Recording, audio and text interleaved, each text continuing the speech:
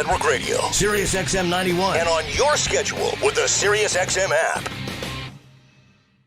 NHL Morning Skate. Chris Knobloch, head coach of the Edmonton Oilers, no coaching experience in Paul Coffey. What's that been like as far as a rather unique fit as an assistant? If you look at all the things that have improved with our team, and maybe even the most is how well our defense has been playing. Paul's done a great job of communicating with them and getting a message on just playing assertively.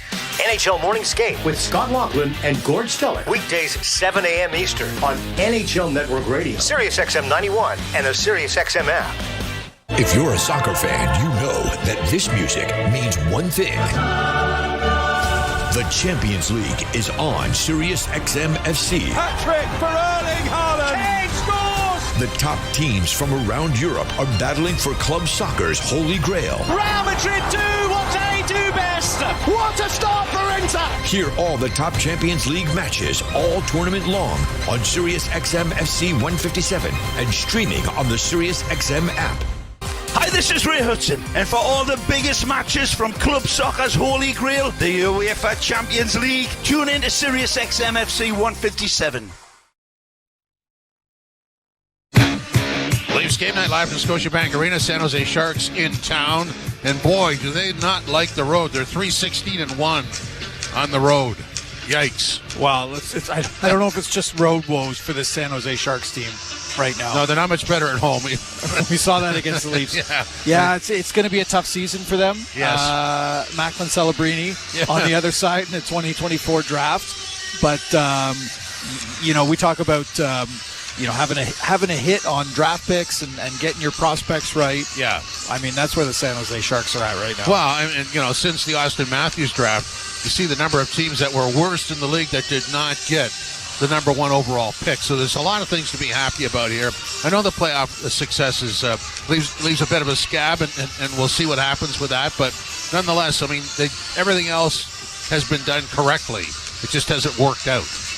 Yet. Yeah, that's right. Yet is the key word.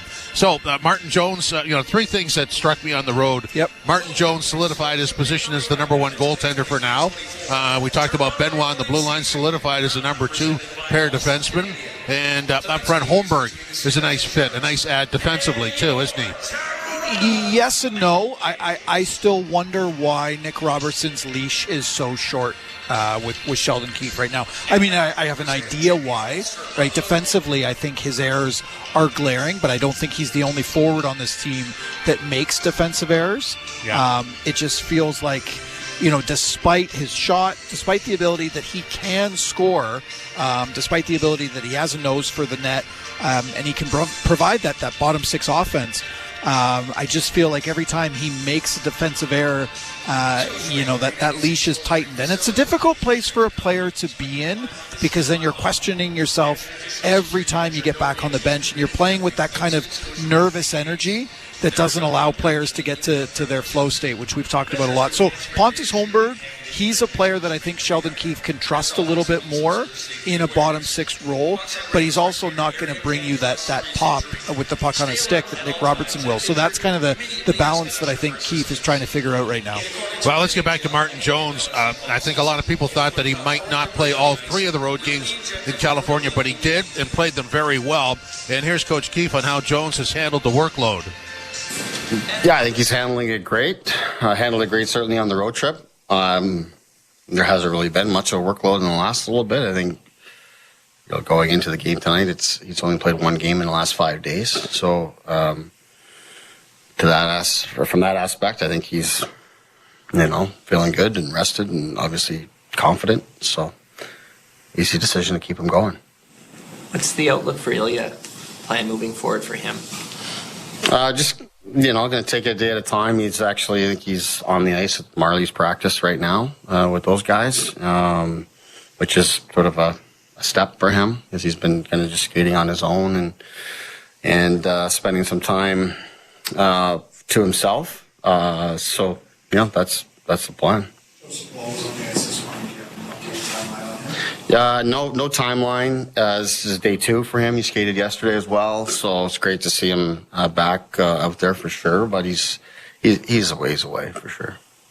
Brad had mentioned yesterday that there's room for growth with William when it comes to leadership. I'm just curious, that piece of it, how have you seen him evolve there and where else he can go? Yeah, I think it's just, first of all, in my opinion, he has taken a step already from where he has been.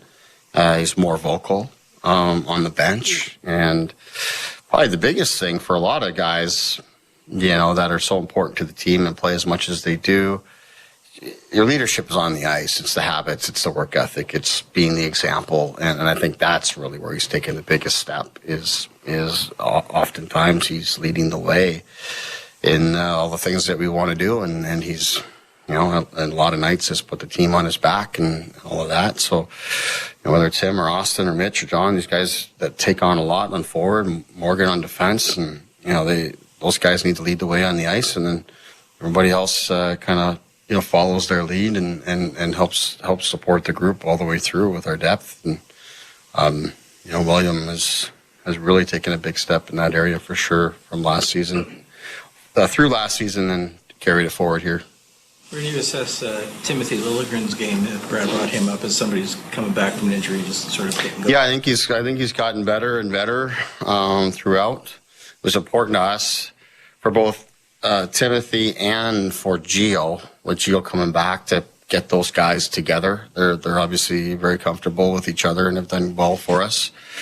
So with two guys coming back from injury, to get them some familiarity there. And then it's been easier to do that because the Benoit and McCabe group has done a really good job for us. Benoit in particular, obviously, continues to get confidence and is really finding his way. And McCabe's done a good job on the right side. So all those sort of things have fit. But for me, the more Liljegren has played, I think he just looks that much more comfortable. Coach Keefe, as he spoke earlier today, I think you asked the best question in that scrum. Oh, thank you very much, Tap Man. It means the world to me. That's probably the nicest thing you've ever said to me. It might be the last nicest thing. No. The Samsonov thing just seems to be drifting. Drifting's a good word for it. The Leafs management kind of gave us a week to say, like, we're going to take this week while the team is in California. We're going to assess him. He did not practice with the Marlies last week. Right. Today was his first practice with the Marlies. I always thought that was a good plan for him, just to get AHL shots, right? In theory, these are shots that are easier to stop. You build your confidence back up. The next Marlies game is Friday. And then they disappear with the Toronto Boat Show coming in. They disappear for 2 weeks. I've been told that the Marlies won't come back. Sometimes they go and they come back during that annual long trip.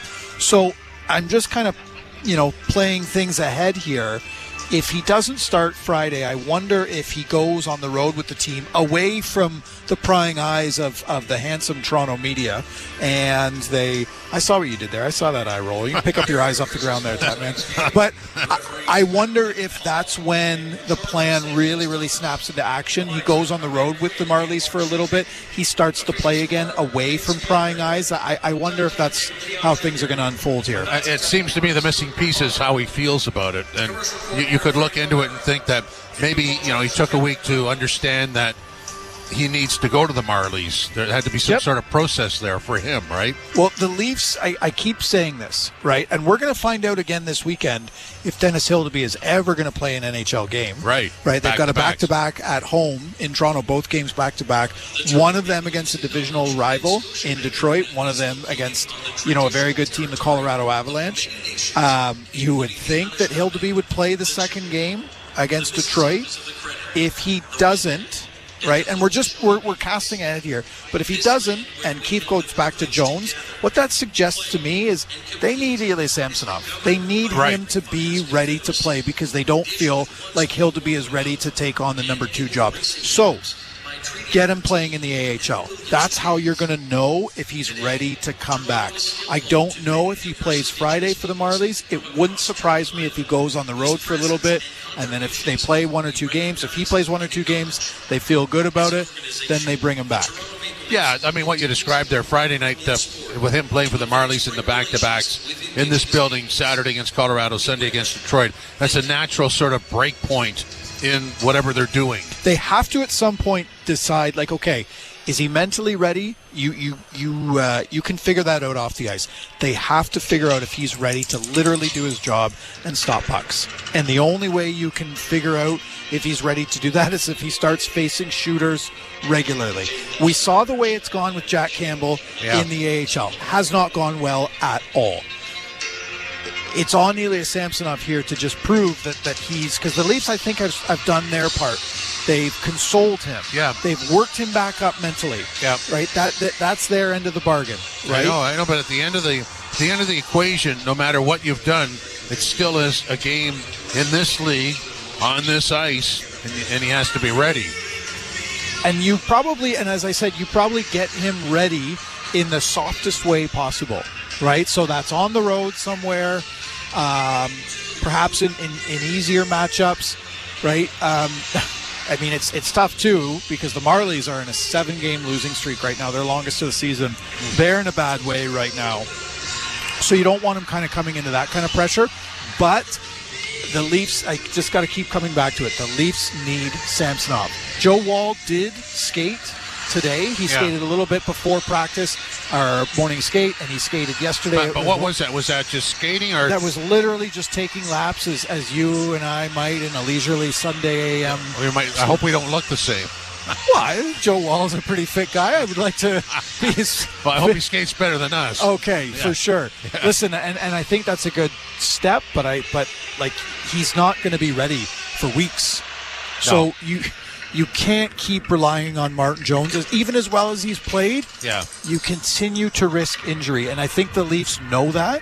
I think they know that they can't keep turning to the 33-year-old again and again and again. So something needs to give here. I just don't like. You got 4 games this week: tonight, Thursday, Saturday, Sunday. For Martin Jones to play all those games would be too risky for me. We've said this. It is too risky. Yeah. We can't be the only people that think this. We can't be the only people, in and around the team. I'm sure there are people in the Leafs organization. Show of hands, please. Oh, there's a lot of people. There's a lot of people. You see those hands go right up? Oh, I see about 18,000 people in here that are... That's just here. I completely agree with you. I've got a way to check the listening audience, and it was almost unanimous. You've always got a way, guy. Listen, I just don't know how sustainable this is. And you're doing the player and the person a disservice by not giving him a road back to the Leafs. Oh, absolutely. That's asset management. He's under contract. You want this to work out. The other way is a catastrophe. Do you feel pretty good about, Joe Woll and Martin Jones as your tandem going into the playoffs? Probably. Yeah. But like you said, this is an asset. Yeah. And we're talking, he's a player and he's a person first and foremost, right? But if he can play and if he can get back to action, he might feel like, I don't know if I can continue in Toronto as well. So maybe the best place for him is elsewhere. Well, at some point that could be true, but not right now. It's too early for that discussion.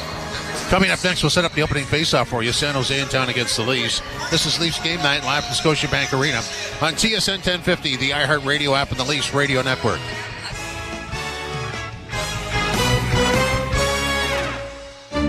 There are many peculiar words in the English language. Words like solivigant, peregrinate, nemophilus, peripatetic, and conviviality. Yet, there is no word for getting the most out of winter in your Subaru, thanks to symmetrical full-time all-wheel drive and X-Mode. Until now. We call it unhibernate. As in, while your neighbors stay home, you'll be unhibernating all winter in your Subaru. So peregrinate to your local Subaru dealer today, and welcome to Uncommon Winter Confidence.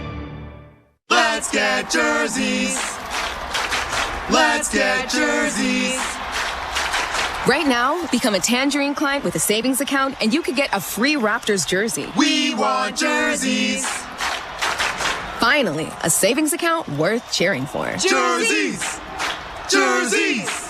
Find out how to score a jersey at tangerine.ca/Raptors. Tangerine. That's forward banking. Available to new clients who open and fund an eligible account while supplies last. Conditions apply. The holiday season is officially behind us. The eggnog is gone and the decorations will soon be packed away. But maybe not Carol's next door. She leaves hers up all year long. I've never understood why.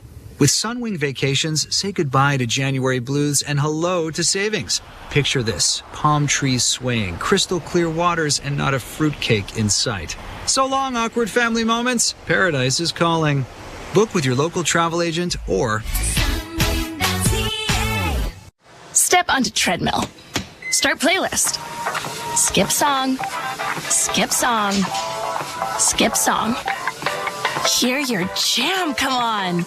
Turn up speed. Run to the beat and feel like you're the lead in a music video. It's a treadmill workout. Join for $7.99 every 2 weeks at fitforless.ca and experience fitness simplified. Some conditions apply.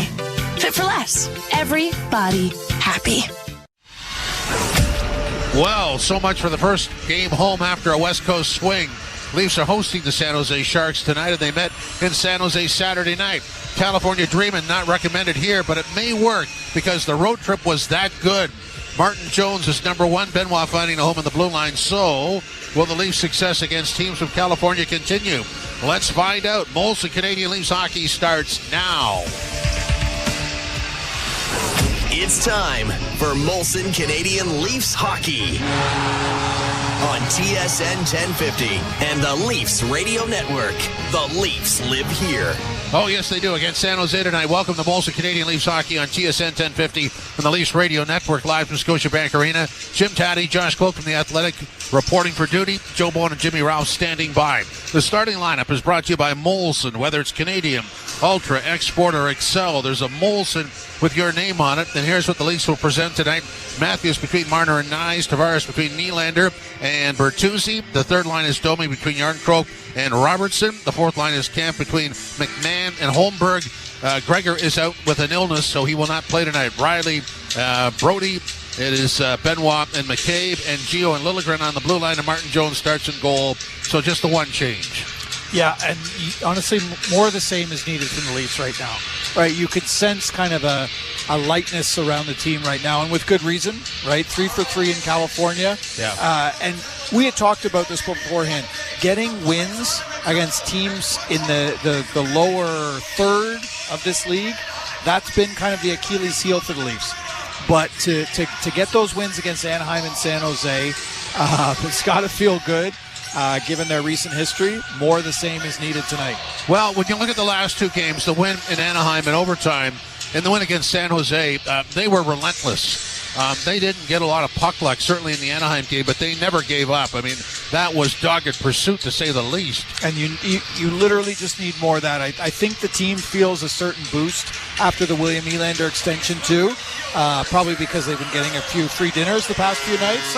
So you feel just pretty good as, being around the team. But, no, being in the Sharks locker room today, this is a team that is struggling. This is a team that really feels deflated, I think.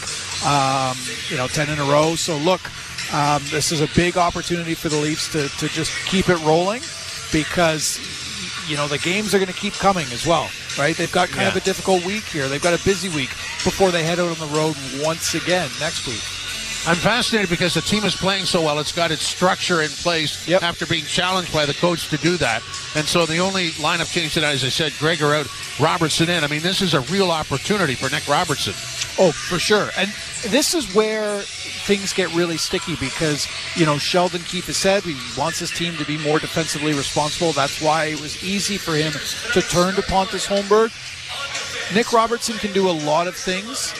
Nick Robertson has to score, right, because he has this incredible shot. That's his asset. But if Nick Robertson can manage the puck well, right, if he can lean into that other side of his game that he really needs to continue to improve upon, that's where things get really interesting for Sheldon Keefe. So it is the San Jose Sharks in town. They're 3-16-1 on the road, which means they are 6-12-2 on home ice. This is not a good hockey team. It'll be up to the Leafs not to play down, but to chip away and go after them as they did in San Jose Saturday night. Will that happen? Well, we'll find out. The opening face-off is next. Joe Bowen and Jim Ralph will handle things from here on in, and we'll see what happens. This is Molson Canadian Leafs hockey on TSN 1050, the iHeartRadio app, and the Leafs Radio Network. The NFL playoffs are here, and teams have their sights set on Super Bowl 58. Mahomes, back of the end zone, touchdown! Right along with NFL radio leading up to Super Wildcard Weekend, as their panel of experts discusses the matchups and all the coaching news around the league. That Chargers head coach opening is desirable because of Justin Herbert. Catch exclusive coverage of the NFL playoffs on SiriusXM NFL Radio Channel 88, in the car, and on the all-new SiriusXM app. The Power Play with Steve Coulias. That you can get better by getting worse. Bye-bye Laine. Bye-bye Pierre-Luc Dubois. Bye-bye Blake Wheeler. They might have gone from a club to a team.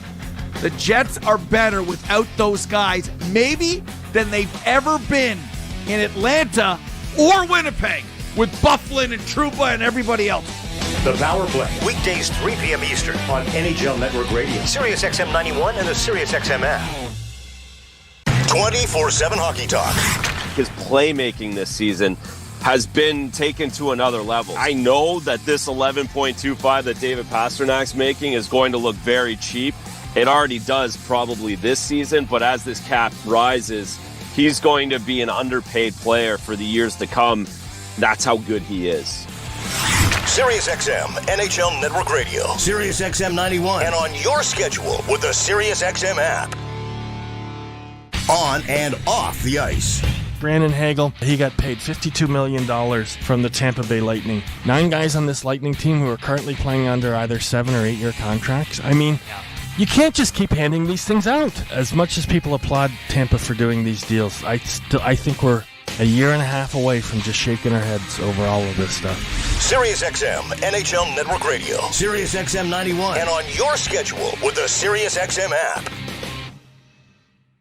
NHL Morning Skate. Chris Knobloch, head coach of the Edmonton Oilers, no coaching experience in Paul Coffey. What's that been like as far as a rather unique fit as an assistant? If you look at all the things that have improved with our team, and maybe even the most is how well our defense has been playing. Paul's done a great job of communicating with him and getting a message on just playing assertively. NHL Morning Skate with Scott Laughlin and Gord Stellick. Weekdays 7 a.m. Eastern on NHL Network Radio, SiriusXM 91 and the SiriusXM app. If you're a soccer fan, you know that this music means one thing. The Champions League is on SiriusXM FC. Hat-trick for Erling Haaland. Kane scores! The top teams from around Europe are battling for club soccer's holy grail. Real Madrid do what they do best. What a start for Inter! Hear all the top Champions League matches all tournament long on SiriusXM FC 157 and streaming on the SiriusXM app. The big names are on NHL Network Radio. With Brad Treliving, general manager of the Toronto Maple Leafs, how would you describe your season? We've been able to put some points in the bank here, knowing that we're capable of playing much better. You know, that's sort of our focus right now is trying to get a little more consistent in our game and getting our team up to a little higher level of play. SiriusXM NHL Network Radio, SiriusXM 91, and the SiriusXM app. The biggest names in the game. Trying to get behind Ristolainen, walks in, put it between his legs, shoots it, score! NHL play-by-play on SiriusXM.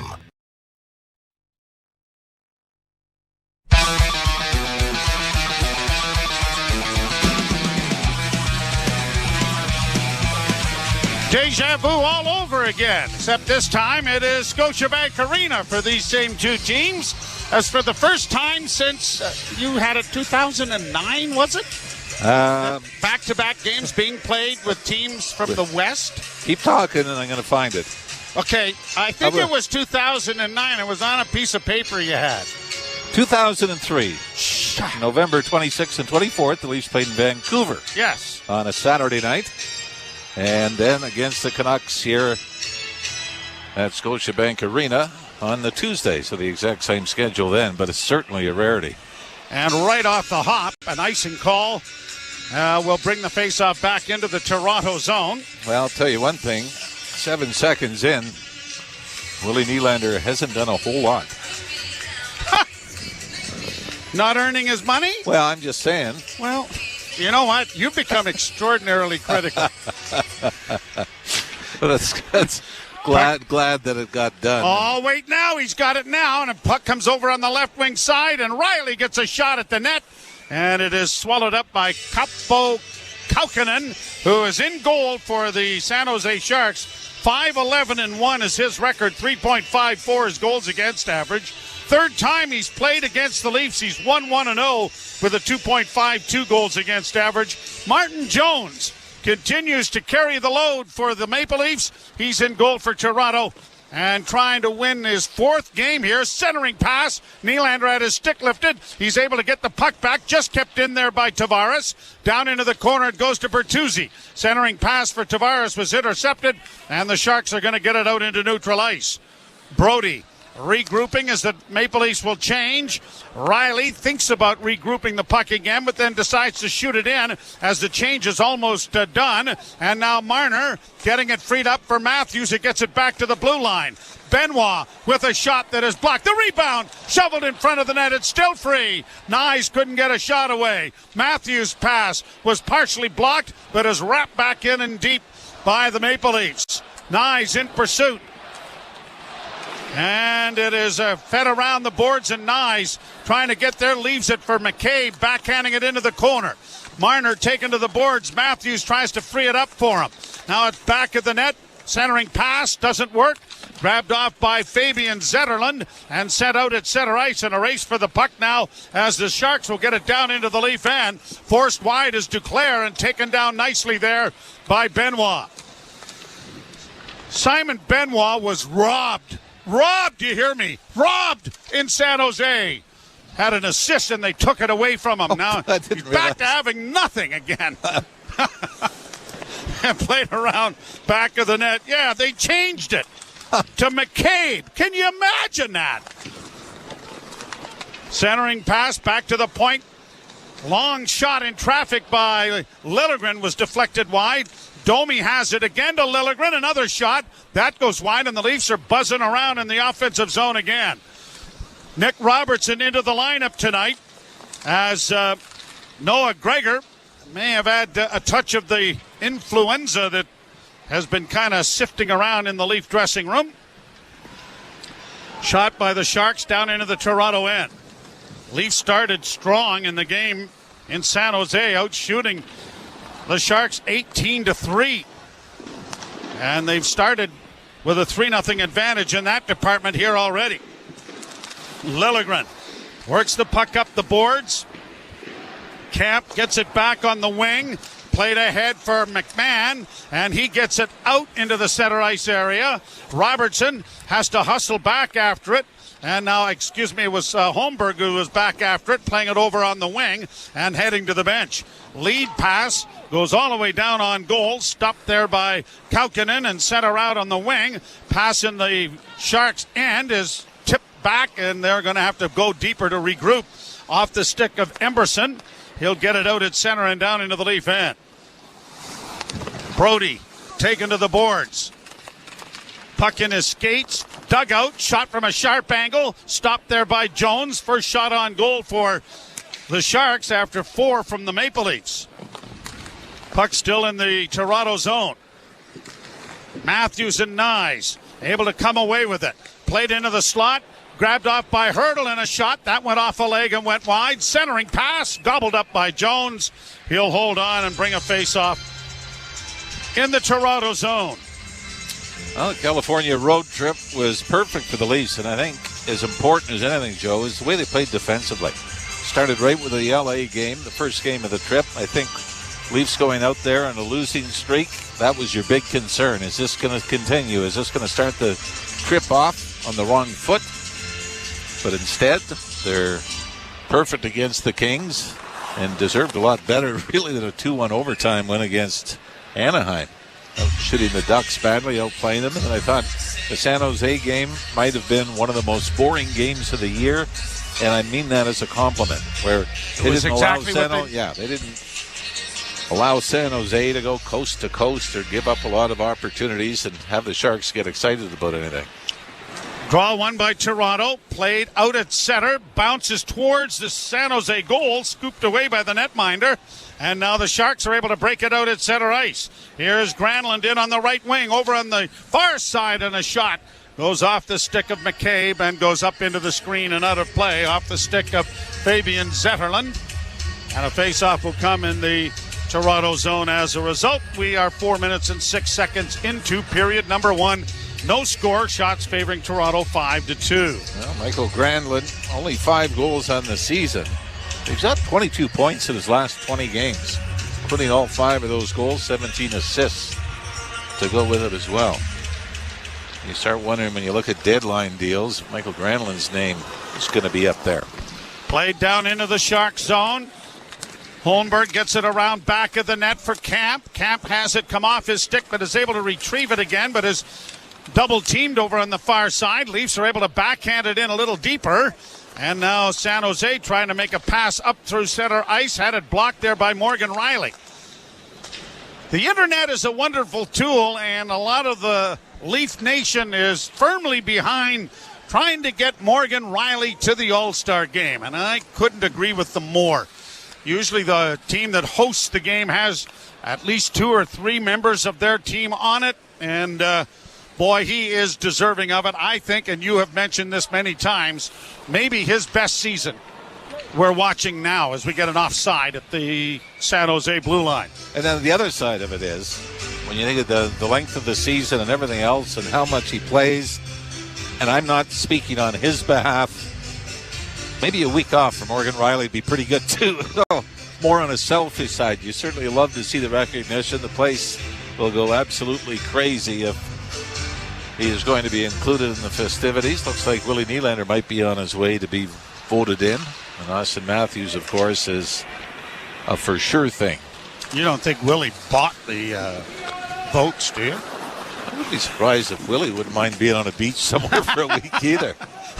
I'm going to be on a beach. I think a lot of, it's certainly an honor and everything else. I don't think it's being disrespectful, but the long season, I think those breaks can be beneficial too. Domi gets the puck back to the point, near side Giordano, can't shoot it at the net, drops it off, shot by Robertson, went off a leg and went wide. Liljegren pinches, gets the puck into the corner, but no one there to support.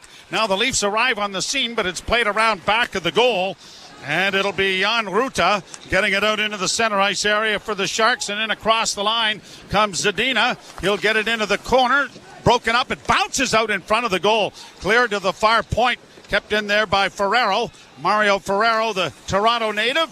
Back home as the Leafs get the puck freed up. And Domi has it back at the Toronto goal.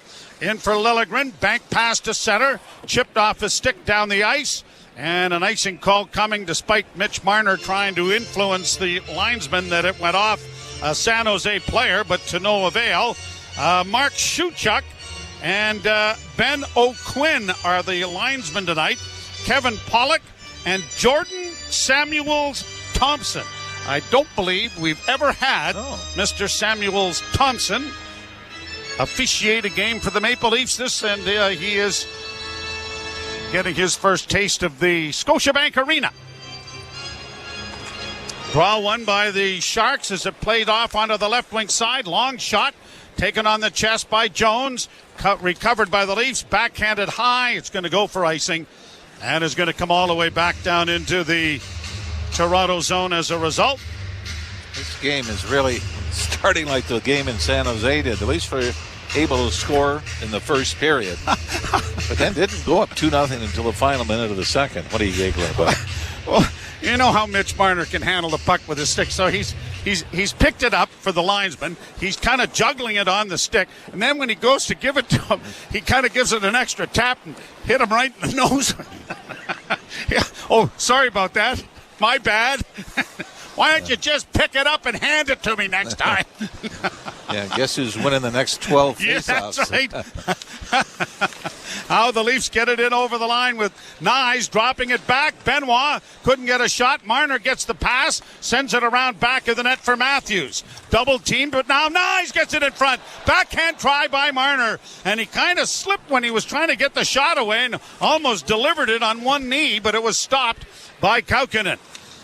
Nyes in the corner, back of the net, Marner, centering pass, Benoit with a good chance there, and Kaukonen stopped that. Launched high to the line, knocked down by the stick of Marner, but he couldn't maintain possession. Now he brings it back in, drops for Matthews, little fake of a shot, didn't work, back into the corner for Marner. Marner sidesteps a hit, got it in front. Shot taken there by Matthews was fanned on, and it is pushed out at center ice now by the Sharks. No score, first period. Now a lead pass here is a chance for Bertuzzi. Oh, and a split save made by Kaukonen. He had to send that left pad out and extend it the full amount as a bouncing shot goes in on Jones. That would have given maybe another goaltender a little bit of a troublesome shot there, but Jones handled it cleanly. Great chance for Bertuzzi. Best scoring chance thus far. Still no score. You're listening to Molson Leaf Hockey on TSN 1050 and the Maple Leafs Radio Network. Carrie Underwood brings you a brand new way to work out. Just in time for your New Year's resolution. It's not just cardio, it's cardio. A playlist that gets you ready to work out, gets you in the zone. I like stuff that I can either dance to or that I can get mad with. High energy tracks you can sweat to. Plus, fitness tips from Carrie and her trainer. Cardio by Carrie's Country. Now in the Sirius XM app. Free with all trials and popular plans. The Power Play with Steve Coulias. That you can get better by getting worse. Bye-bye Laine. Bye-bye Pierre-Luc Dubois. Bye-bye Blake Wheeler. They might have gone from a club to a team. The Jets are better without those guys, maybe, than they've ever been in Atlanta or Winnipeg with Bufflin and Trouba and everybody else. The Power Play. Weekdays 3 p.m. Eastern on NHL Network Radio. Sirius XM 91 and the Sirius XM app. If you're a soccer fan, you know that this music means one thing. The Champions League is on Sirius XM FC. Hat-trick for Erling Haaland. Kane scores! The top teams from around Europe are battling for club soccer's holy grail. Real Madrid do what they do best. What a start for Inter! Hear all the top Champions League matches all tournament long on Sirius XM FC 157 and streaming on the Sirius XM app. Hi, this is Ray Hudson, and for all the biggest matches from club soccer's holy grail, the UEFA Champions League, tune in to Sirius XM FC 157. And the San Jose Sharks nothing. The Leafs go to Long Island and tangle with the Islanders on Thursday night. We'll have that action for you. There are very few things I do in life that make me proud. But I had a moment today. You had a moment? Really? I did not throw out my notes from Saturday night. Brilliant. I know. Absolutely brilliant. Well, for me. I think for the average person, that would be somewhat expected. Now that you didn't throw them out, did you upgrade them? Oh, damn it. Shot down into this. I knew there was something I was supposed to do today. I got to look up the final. Oh, you got to add one to all of that. Brought out by the Sharks to center.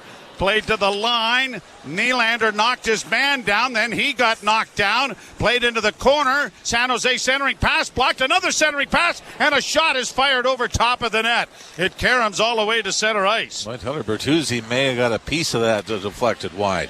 Leafs with it back in their own zone. Morgan Rielly up on the left wing. He'll fire it in off the glass into the far corner. Down the boards it comes to Kunin, who gets it out at center, and the Sharks try to work in on the right wing. They get to the line. Justin Bailey trying to play it in a little deeper. Goes into the corner. Liljegren after it as it's played to the far side. Pontus Holmberg couldn't come up with it. Chipped back of the net then by Giordano. Liljegren against the boards is able to get it out, and the Leafs have a break here and a chance with a pass into the slot area. Holmberg was driving the net, but the pass from Camp was a little bit too high for him to handle. The Leafs keep the puck in at the blue line. Fed around back of the net to the far side for Giordano. Back of the net for David Camp. Reverses his field a couple of times. Tries to play it in front of the net. Chipped back into the corner by Holmberg. He gets to it again. Pontus Holmberg back to the blue line. Just kept in and a long shot. A pad save and a juicy rebound about 3 feet in front of the goal crease, but no one could get a stick on it. Well, you love that from the fourth line, though, don't you? Get it to the point. Get traffic in front. Look for the greasy one. Was that in your notes? No, I just ad-libbed that one. Oh, good. All right. Played down. I used it in Chicago back in October. Oh, what year? On the boards, Emberson tries to keep it in. Who's Krushelnitsky? Centric pass, backhand wide off the pad of goaltender Jones, and the Leafs break it out at center. How do you spell that? Played down into the left wing corner, and in goes Robertson into the forecheck. Domi plays it back behind the net. Nick Robertson works it back to the blue line. Kept in at the point. Left side now for Riley. Shot coming. Blocker save and a rebound. Fed wide of the net. Robertson doing a nice job on the forecheck here for the Maple Leafs as it's played up on the wing. And Hertl is able to get it out into the center ice area.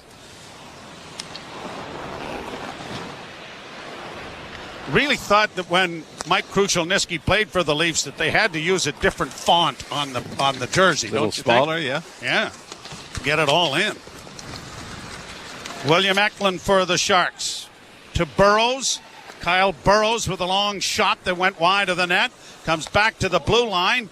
Backhanded in back of the Toronto goal. The Leafs regroup the puck and send it back up on the wing for Marner. Marner chips it out at center ice. Now broken up, and now here's Liljegren leading the rush to the line and in. A pass into the slot, comes back to the point. Giordano doesn't shoot it, finds Matthews. He'll shoot it. Ow! That hit, I think, Marner in front of the net. He got up slowly, but now had the puck on his stick right at the side of the net. And it's played out at center ice. I think Marner's all right. I don't know if that was from the cross check or the shot. Or the shot, yeah, you're right. Played out into the center ice area, and Benoit will give it to his defense partner and get it returned. Simon Benoit to center. Long shoot in off the glass. 8:20 to go in what has been a scoreless first period. San Jose and the Maple Leafs. Played around back of the net. Chipped at by the Leafs into the corner. Bertuzzi, who's had the best scoring chance for either team, unable to make a play with it. Gets it again in the corner. Now trying to come out with it. Gets to Tavares. He reverses his field back of the net. Tries to sweep it out in front, and he did, but no one there to take advantage of it. Sharks get it back down into the Leaf end. Played down in a long shot. Deflects wide of the Toronto goal. Sharks starting 5-game road trip. Stops in Chicago, Buffalo, Ottawa, and Montreal yet to come. Centering pass, blocked in the Leaf zone. Emberson trying to get it back to the point. Working down the boards and now dropping it off again. It comes back to Granlund. A pass in front of the net is intercepted by the Leafs. And Nylander is just going to flip it into the zone and get a change going. And now Tavares almost stole it, but he has to peel to the bench as well. Ty Emberson shoots it into the Toronto zone. Play it around the boards on the left wing side, and it gets past Morgan Riley and has sailed a length of the ice for an icing call here against Toronto with 7:02 to go in a scoreless first period. Really, when you look at a goaltending change for San Jose as opposed to what we saw on Saturday night, but those are the guys you really have to feel for. Where every night out isn't about winning, it's about trying not to be embarrassed in the process. They had back-to-back games where the Sharks gave up 10 goals on home ice. Now, back in the 80s, that might have been a little more common occurrence. But I mean, it's a tough grind for a goaltender to get through this. When forget about the playoffs, forget about everything else. It's just about trying to be good enough not to get embarrassed on a nightly basis and hopefully steal you on one. They lost their first 11 games and now are in the midst of an 0-10-1 stretch as the puck into the side of the goal. Leafs couldn't get it out in front. Here's McMahon around back of the goal, banking it for Riley. Back to McMahon. Took a shot that was off a body. Goes after it. Knocks down his man. Holmberg to the point. Gets it returned from Riley. Looks for Riley again. Now backhands behind the goal and into the boards area for David Camp. Camp trying to hold it off, waiting for reinforcements. They arrive in the person of Yarncrook. Now Camp looking to play it back to the point, but the Leaf defense was changing, but the Leafs come away with it again. Now it goes back to the blue line. Here's Giordano on the left wing, getting it back to Liljegren. Liljegren to Domi, coming fresh off the bench with a shot. Good blocker save made there by Kaukonen. Round the boards it's sent, and it's going to clear and come back into the center ice area. Giordano once more shooting it in. Kaukonen slowed it up. Thrun gets it ahead, and the Sharks get it to center and just chip it into the Leaf end. Liljegren up ahead at center. Onto the right wing side for Domi. Max goes into the corner, around back of the net, tried to flip it in front, but it hit a shin pad. Now Nye's trying to free it up. Nye's in the corner, dug out by Marner. Marner slides it back. Matthews sliding in, a goal! Rang it off the post. 12 times this season he's hit the goal post. Gets it again. Back to the point. Benoit shot. That was just off the mark wide. Matthews with it once more. Couple of moves there. Down into the corner now for McCabe. McCabe twisting and turning. Gets it back to the point, but Benoit couldn't keep it in, and he'll have to go back to center ice. Marner dropping it off for McCabe. Dropping it there for Matthews. He sent it too far for Nyes to get to. The crowd develops back of the San Jose goal. Nyes comes out of the corner with it to Riley, who sends it back along the boards. Gets it handed to him again. Riley still with it. Nyes is in front. Goes to Matthews. In front for Marner. A shot. Whistled high and wide. I think that ended up in the screen, but play goes on. Back to the point. Another shot. Matthews had that blocked, and it'll come out into the center ice area. You're right. I think one of the linesmen, Joe, caught it and kept trying to get the attention of the referee. Now it's, but since play has gotten outside into neutral ice, I don't think that this is a reviewable situation anymore. Brought down in on the right side by the Sharks. Great puck possession there by the Maple Leafs, and Austin Matthews ringing the goalpost. 12 times he's hit iron this year to go along with, the 30 other times that he didn't. Leafs in on the right side. Nylander pulls up, works back towards the blue line, fed it off on the wing for Giordano. Centering pass in the goal crease, and it's swallowed up by Kaukonen and held for a face-off. 12 shots for the Maple Leafs. No score in the hockey game. You're listening to Molson Leaf Hockey on TSN 1050 and the Maple Leafs Radio Network. From the biggest stadiums to the coziest holes in the wall. From house parties to porch hangs to pride celebrations. From your favorite fuss shop to your local Indian spot. From noodle bars to sports bars to salsa bars. There's a Molson with your name on it. Canadian Ultra XL. Molson. Everyone in. Must be legal drinking age. Unhibernate. Verb. To laugh in the face of snow because you drive a Subaru. As in, when I unhibernate, I have the roads all to myself because my Subaru has symmetrical full-time all-wheel drive and others don't. Or, the award-winning safety in my Subaru means I can unhibernate all winter while my neighbors stare longingly from their bedroom windows. Or my favorite usage. I am going to unhibernate this winter by visiting my local Subaru dealer today. Welcome to Uncommon Winter Confidence. TGIT. Don't you mean TGIF? Nope, I mean TGIT. Because Tuesdays are 2-for-1 Tuesdays at 2-for-1 Pizza. Every Tuesday, when you order a regular price pizza from the Create Your Own menu at 2-for-1 Pizza, you get a second pizza of the same size or lesser value free. I think Tuesday just became my new favorite day. 2-for-1 Tuesdays at 2-for-1 Pizza. Visit 2for1pizza.com. 2-for-1 Pizza. 2-for-1. Leafs nothing, San Jose nothing. Joe Bowen along with Jim Ralph, Jim Taddy, and Josh Cloak along for our intermissions. Luca Moya thinks he's running the operation, where Owen Hall actually is, and Matthew Cardadero is the genius behind the technology. He actually plugged in the computer today. So that's good. We got everybody working, doing their jobs. You and I are sounding, normal. Well, I plugged my computer in, so my work's pretty much done. I just thought that's a brilliant piece of work of you keeping your notes from the other day. You know what? I'm so proud of you. At the point, a shot off the goalpost. Centering pass goes right past an open goal crease as Kaukkonen was out of the picture. Another shot comes to the near side to Nylander. Nylander working back towards the blue line. Feeds it in. Morgan Riley scores!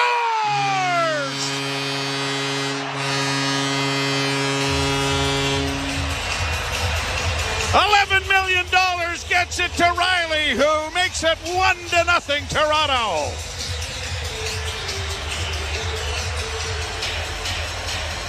Fifth of the year for Morgan Riley, and yes, Willie Nylander will pick up the primary assist. And what's been impressive, among the many things about Willie Nylander this year, Joe, that is now points in 34 of 38 games this season, as he brings the puck out towards the Leaf blue line on the left wing side just below us, then throws it back. And this is where Morgan Riley has been so good.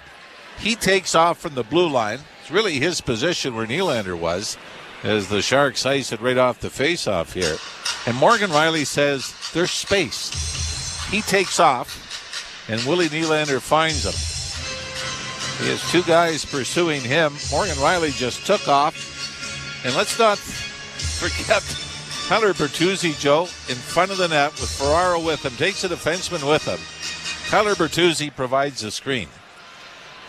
I don't think we'll pick up at a point on it. But no, I don't believe he will either. But obviously, yeah, a very important aspect, and a penalty coming for holding here, I think, against San Jose.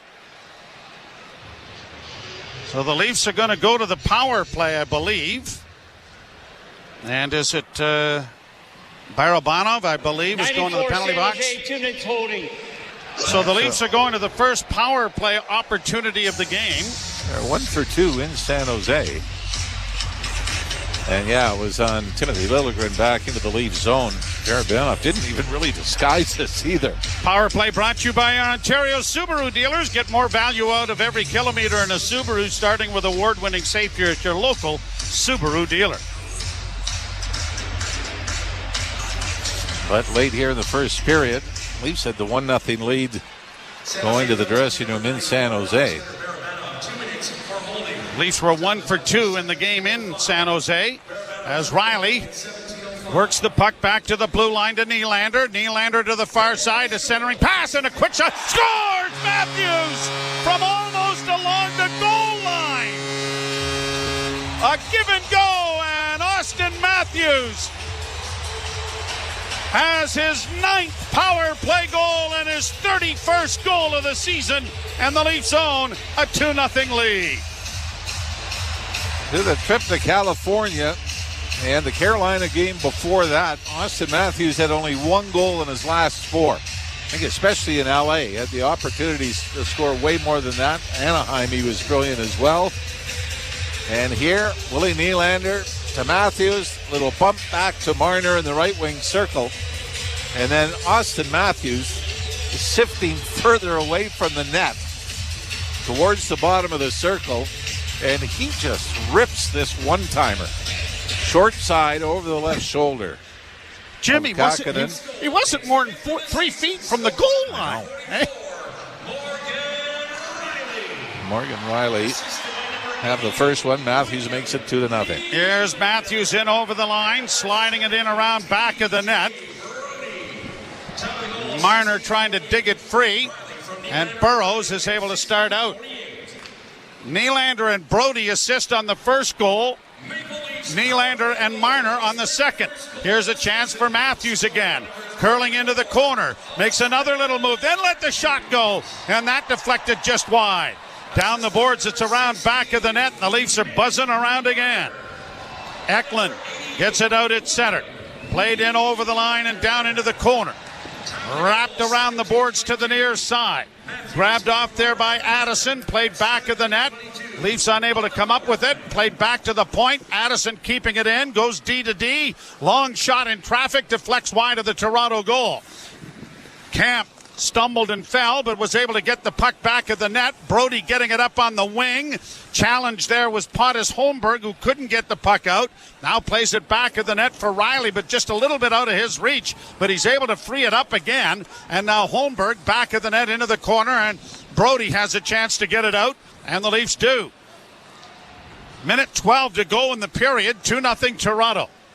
Emberson shooting it right back in again. The adage about having an issue with a long road trip and coming home, certainly not in the first period anyway. The Leafs have outshot the Sharks 15-4 as closing shot stopped there by the blocker of Jones. And now here's Domi getting it to the red line and bouncing it in on goal. It's going to be scooped up by Kaukonen and held for a face-off in the Shark end. Well, it's just the fifth shot on goal for San Jose. The Leafs up to 15 now. And a 2-0 lead and a commercial break with 43.5 to go in the first. You're listening to Molson Leaf Hockey on TSN 1050 and the Maple Leafs Radio Network. The NFL playoffs are here, and teams have their sights set on Super Bowl 58. Mahomes, back in the end zone, touchdown! Right along with NFL radio leading up to Super Wild Card Weekend, as their panel of experts discusses the matchups and all the coaching news around the league. That Chargers head coach opening is desirable because of Justin Herbert. Catch exclusive coverage of the NFL playoffs on SiriusXM NFL Radio Channel 88, in the car, and on the all-new SiriusXM app. The Power Play with Steve Koulias. That you can get better by getting worse. Bye-bye Laine. Bye-bye Pierre-Luc Dubois. Bye-bye Blake Wheeler. They might have gone from a club to a team. The Jets are better without those guys, maybe, than they've ever been in Atlanta or Winnipeg with Bufflin and Trouba and everybody else. The Power Play, weekdays 3 p.m. Eastern on NHL Network Radio, Sirius XM 91 and the Sirius XM app. If you're a soccer fan, you know that this music means one thing. The Champions League is on Sirius XM FC. Hat-trick for Erling Haaland! Kane scores! The top teams from around Europe are battling for club soccer's holy grail. Real Madrid do what they do best! What a start for Inter! Hear all the top Champions League matches all tournament long on Sirius XM FC 157 and streaming on the Sirius XM app. Join me, Scott Laughlin, and Gord Stellick, along with former NHLer Mike Johnson for NHL Morning Skate, weekday morning, 7 a.m. Eastern on NHL Network Radio, Sirius XM 91.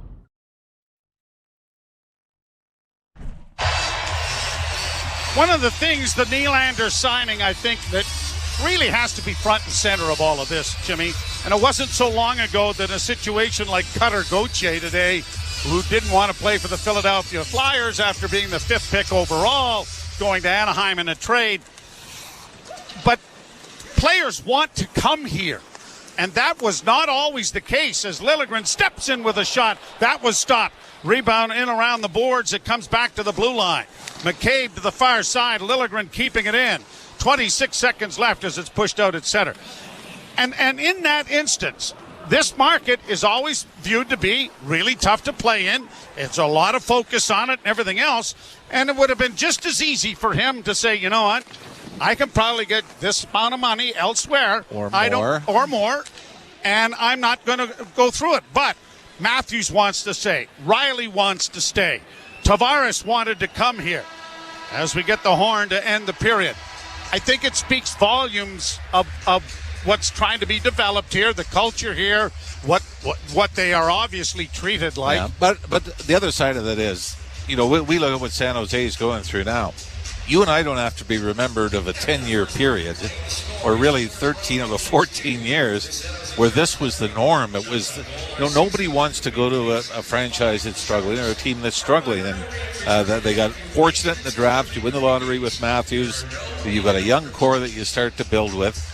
Just like, just talking to Josh Cloak a moment ago, you've got to get lucky in the rebuild, whether it's Kane and Taves, whether it's Crosby and Malkin. You've got to have that base through the draft. Then all of a sudden, people want to come and be a part of the party after. And from the Leafs standpoint, other than Tavares, everyone else has been homegrown and raised. Well, it is. Right now, a 2-0 Toronto lead after 20 minutes of play. We'll step aside. And you're listening to Molson Leaf Hockey on TSN 1050 and the Maple Leafs Radio Network. A-M-E-Y. Radio Andy. Hey, this is This is Andy Cohen, host of Andy Cohen Live on Radio Andy, here to tell you about the brand new SiriusXM app. Check out my new personal page on the fully redesigned app to see all the places you can hear me, keep up with all the latest episodes, and more. Just search Andy Cohen in the app to find me, then keep exploring to add all your SiriusXM favorites and new discoveries to your library. The Power Play with Steve Coulias. That you can get better by getting worse. Bye-bye Laine. Bye-bye Pierre-Luc Dubois. Bye-bye Blake Wheeler. They might have gone from a club to a team. The Jets are better without those guys, maybe, than they've ever been in Atlanta or Winnipeg with Bufflin and Trouba and everybody else. The Power Play, weekdays 3 p.m. Eastern on NHL Network Radio, Sirius XM 91, and the Sirius XM app. 24/7 hockey talk. His playmaking this season has been taken to another level. I know that this 11.25 that David Pasternak's making is going to look very cheap. It already does probably this season, but as this cap rises, he's going to be an underpaid player for the years to come. That's how good he is. Sirius XM, NHL Network Radio, Sirius XM 91, and on your schedule with the Sirius XM app. On and off the ice. Brandon Hagel, he got paid $52 million from the Tampa Bay Lightning. 9 guys on this Lightning team who are currently playing under either 7 or 8 year contracts. I mean, you can't just keep handing these things out. As much as people applaud Tampa for doing these deals, I think we're a year and a half away from just shaking our heads over all of this stuff. Sirius XM, NHL Network Radio, Sirius XM 91, and on your schedule with the Sirius XM app. NHL Morning Skate. Chris Knobloch, head coach of the Edmonton Oilers. No coaching experience in Paul Coffey. What's that been like as far as a rather unique fit as an assistant? If you look at all the things that have improved with our team, and maybe even the most is how well our defense has been playing. Paul's done a great job of communicating with them and getting a message on just playing assertively. NHL Morning Skate with Scott Laughlin and Gord Stellick. Weekdays 7 a.m. Eastern on NHL Network Radio, Sirius XM 91, and the Sirius XM app. Hey Toronto, I'm David Morsuti, host of the daily Toronto Maple Leafs podcast, Locked On Leafs, part of the Locked On Podcast Network on the Sirius XM app. Every weekday, we bring you the latest Leafs news and analysis, break down all the action, including this game you're listening to right now, and preview the next one. We're giving you everything a Leafs fan could want, all in a daily 30-minute podcast. Download Locked On Leafs right now on the Sirius XM app, available with all trials and popular plans, or where you get your podcasts. Search Locked On Leafs. If you're a soccer fan, you know that this music means one thing. The Champions League is on Sirius XM FC. Hat-trick for Erling Haaland. Kane scores! The top teams from around Europe are battling for club soccer's holy grail. Real Madrid do what they do best. What a start for Inter! Hear all the top Champions League matches all tournament long on Sirius XM FC 157 and streaming on the Sirius XM app. The best hockey lives here. Burns gets it back. Stick handles to the backhand. Moves in front. Score! NHL play-by-play on Sirius XM. Canadian Leafs hockey is on TSN 1050 and the Leafs Radio Network. The Leafs live here. As Riley works the puck back to the blue line to Nylander. Nylander to the far side, a centering pass and a quick shot. Scores! Matthews from almost along the goal line. A give and go, and Austin Matthews has his 9th power play goal and his 31st goal of the season, and the Leafs own a 2-0 lead. And that's where it stands after 20 minutes of play. TSN After 20 brought to you by your Ontario Subaru dealers. Hurry to your local Subaru dealer. Get more out of every kilometer this fall, including more karaoke. And that was music to a Leafs fan's ears. 2-0 after the first period of play. Full value for that. That was remarkably dominant for the Maple Leafs. Yeah. Right. You watch that, and for the first few minutes, as they just kept their foot on the gas the whole time, You're thinking, is this going to be one of those nights where they can't fight their way through? And then very quickly they do 2 goals within a minute. But just the period as a whole, the shot attempts 33-11 for the Maple Leafs. Expected goals 73% for the Maple Leafs. That's just at 5-on-5. Dominant probably doesn't do All capital letters. All caps. Okay. I think the way to sum it up is yes, guy. Yep. Okay. I'm out of here. George Costanza, and I'm out. Yes, guy. Look, every single player in the Leafs did what they had to do this period, and at some point, you kind of start to feel bad for the San Jose Sharks team. Maybe I'm, maybe it's just the parent in me that is raising a young child, and I don't know. It's like, if you're the San Jose Sharks right now, you're being outshot 16-5. What can you honestly say in this first intermission? Well, that'll kind of flip the script. Here's what I might say. All right. After Nylander with a gorgeous setup for Riley to give the Leafs a 1-0 lead, whatever you do, don't take a holding penalty in the offensive zone. Yes, guy. I mean, what was that? The Leafs on that power play too, that puck movement, that's a little bit more reminiscent of the way that they were moving the puck last year on their power play, when their power play was so dominant. They had a little bit more player movement last year, but that quick, rapid puck movement, that's when the Leafs were at their best with the man advantage, and that's what we saw with Matthews' first goal there. The Sharks' penalty kill was bedazzled. They just stood around. They watched it. Bedazzled, all lowercase. Yes. It was just, Thank you. It was... Yeah. So the goals are 34 seconds apart. That's why I brought up that penalty, because I don't know why you would take a holding penalty when you're down the other end of the ice, but this is the disparity. We talked before about how the salary cap is meant to bring parity into this league. Yeah, well, if you hit it, yeah. But like this Sharks team, and you look at the Blackhawks roster, from the other night, they're missing so many guys. Parity isn't necessarily there, and it just illustrates the need. We were talking about this before. It illustrates the need to hit home runs on your high-end picks. I think William Eklund, their first-round pick from a few years ago, is going to be a player. But when you go full tank and you go full rebuild, you have to hit. Well, here's the other thing about that. And the Sharks don't have those players, is what I'm saying. 2 points about that. All San right. Jose was where the Leafs are now. Yeah. They were there. They didn't get it done. Yep. Second thing is, you could draft a lot of really good hockey players. Drafting a franchise foundation player is a different story. Not all good hockey players are foundation franchise players.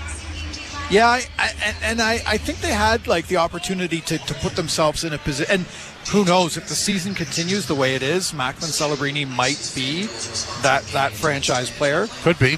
But look, if we compare these teams, which we should be doing, it just illustrates how, or the value in developing and keeping these players.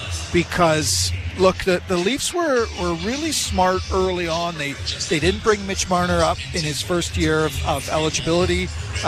They could have, but he would have been subjected to one of the worst Leaf seasons of all time. You have to be careful. When you bring young players like William Eklund in, are you putting him into a winning environment? It doesn't look like they are right now, and you have to be careful with whoever you pick up next year in the draft, because these are the kind of seasons that stay with players. Well, look, if you want to go back a number of years, Thornton and Marlowe were the cornerstone of that franchise, and time ran out on them. It wasn't that long ago either. No. That's the way it works in the NHL. Yeah, these players have retired, yes. Yeah. But not that long ago. The window to win is short. But you're right, a lot of parallels. Martin Jones was on that team. Yeah. He was on those Sharks teams. Yeah. Right? Martin Jones was not expected to have to make, 40 saves a night, because they were just those Sharks teams were the type of teams that could hold onto the puck all the time. Where the Sharks are, you're going to go through a lot of players, and it's not going to be pretty. And it takes years to come out of that. We've seen it. We were here. Bonesy talked about it going into the intermission. Go back 10 years. Where were we? Right. It was awful. Right. But we still talk about that Sharks team as one that only got close. That's right. And, again, if we draw parallels, you worry that's kind of going to be the narrative that follows this Leafs team, this Leafs core at least. Oh, you're so negative. I have got to be one of the least negative people guy. That's a no guy. That's a little sarcasm. I don't like it, guy. This is Molson Canadian Leafs Hockey on TSN 1050, the iHeartRadio app, and the Leafs Radio Network. The Stars. Austin Matthews. The skills. Oh, that's a good one. The six. Beautiful city of Toronto. Hockey fans, the Rogers NHL All-Star Game is coming to Toronto. Be part of the action at the Hyundai NHL Fan Fair, February 1st through the 4th at the Metro Toronto Convention Center. Take your picture with the Stanley Cup, meet NHL All-Stars and alumni, play hockey games, party with the NHL mascots, and much more. Buy tickets now at nhl.com/fanfare tickets. From the biggest stadiums to the coziest holes in the wall. From house parties to porch hangs to pride celebrations. From your favorite fuzz shop to your local Indian spot. From noodle bars to sports bars to salsa bars. There's a Molson with your name on it. Canadian Ultra XL. Molson. Everyone in. Must be legal drinking age. There are many peculiar words in the English language.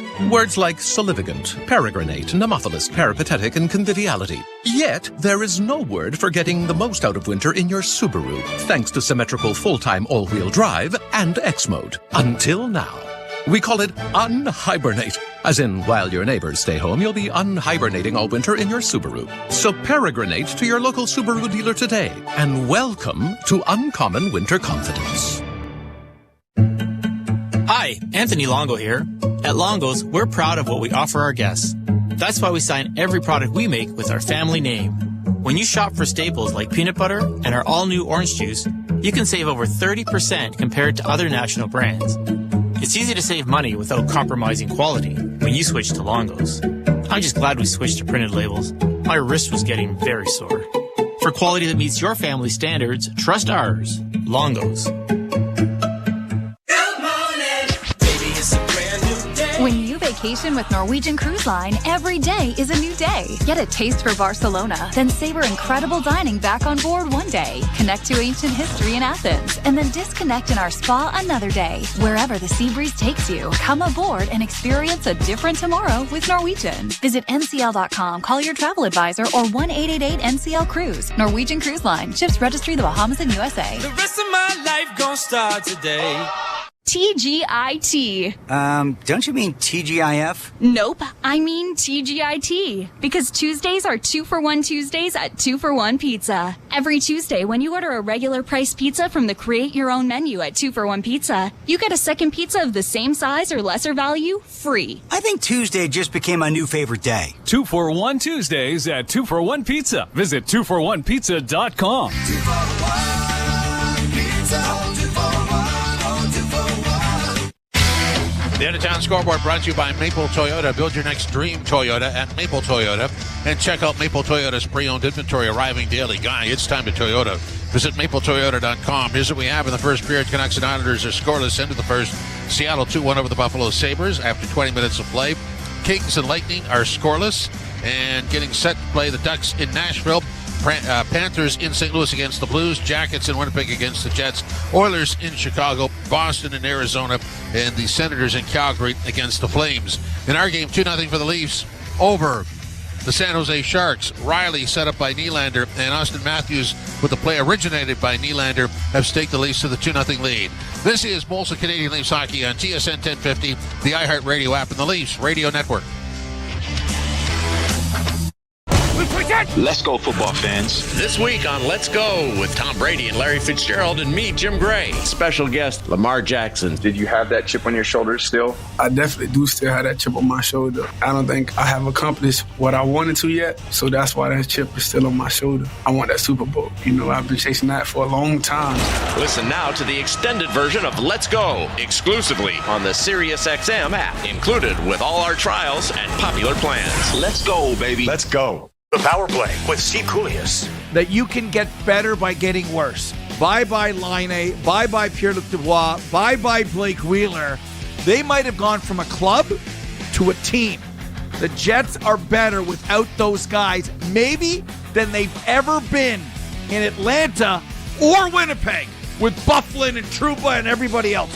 The Power Play. Weekdays 3 p.m. Eastern on NHL Network Radio. SiriusXM 91 and the SiriusXM app. If you're a soccer fan, you know that this music means one thing.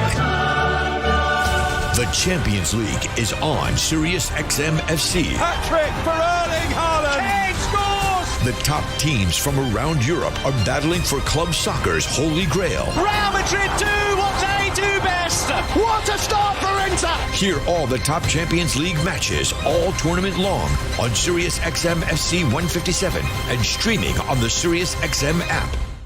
The big names are on NHL Network Radio.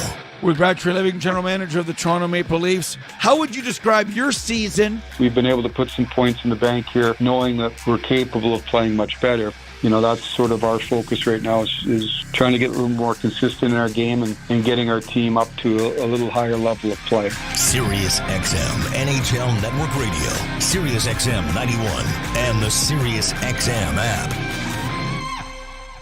Hockey lives here. Suzuki sweeps it. There's a chance. Rebound, Caulfield shoots and scores. NHL play-by-play on Sirius XM. The Maple Leafs carry a 2-0 lead into the second period against the San Jose Sharks, out shooting the Sharks 16-5. Attempts at goal, those blocked and those missed. 34 for the Leafs, 11 for the San Jose Sharks. Morgan Rielly led the onslaught with 4 shots on goal.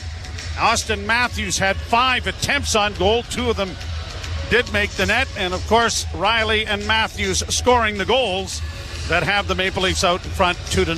A big birthday wish going out tonight to a good friend of ours and, a guy that probably still has that Maple Leaf tattooed on one of his buttocks, and that is Ron Ellis.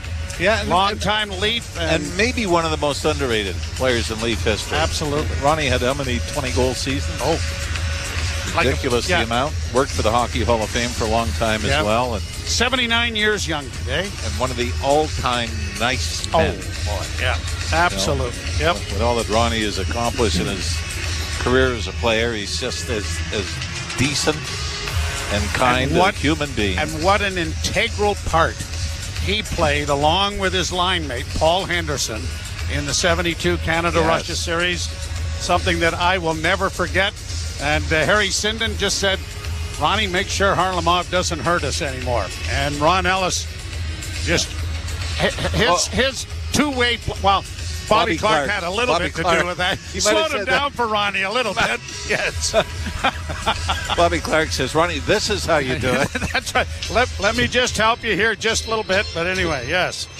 At any rate, happy birthday, Ronnie.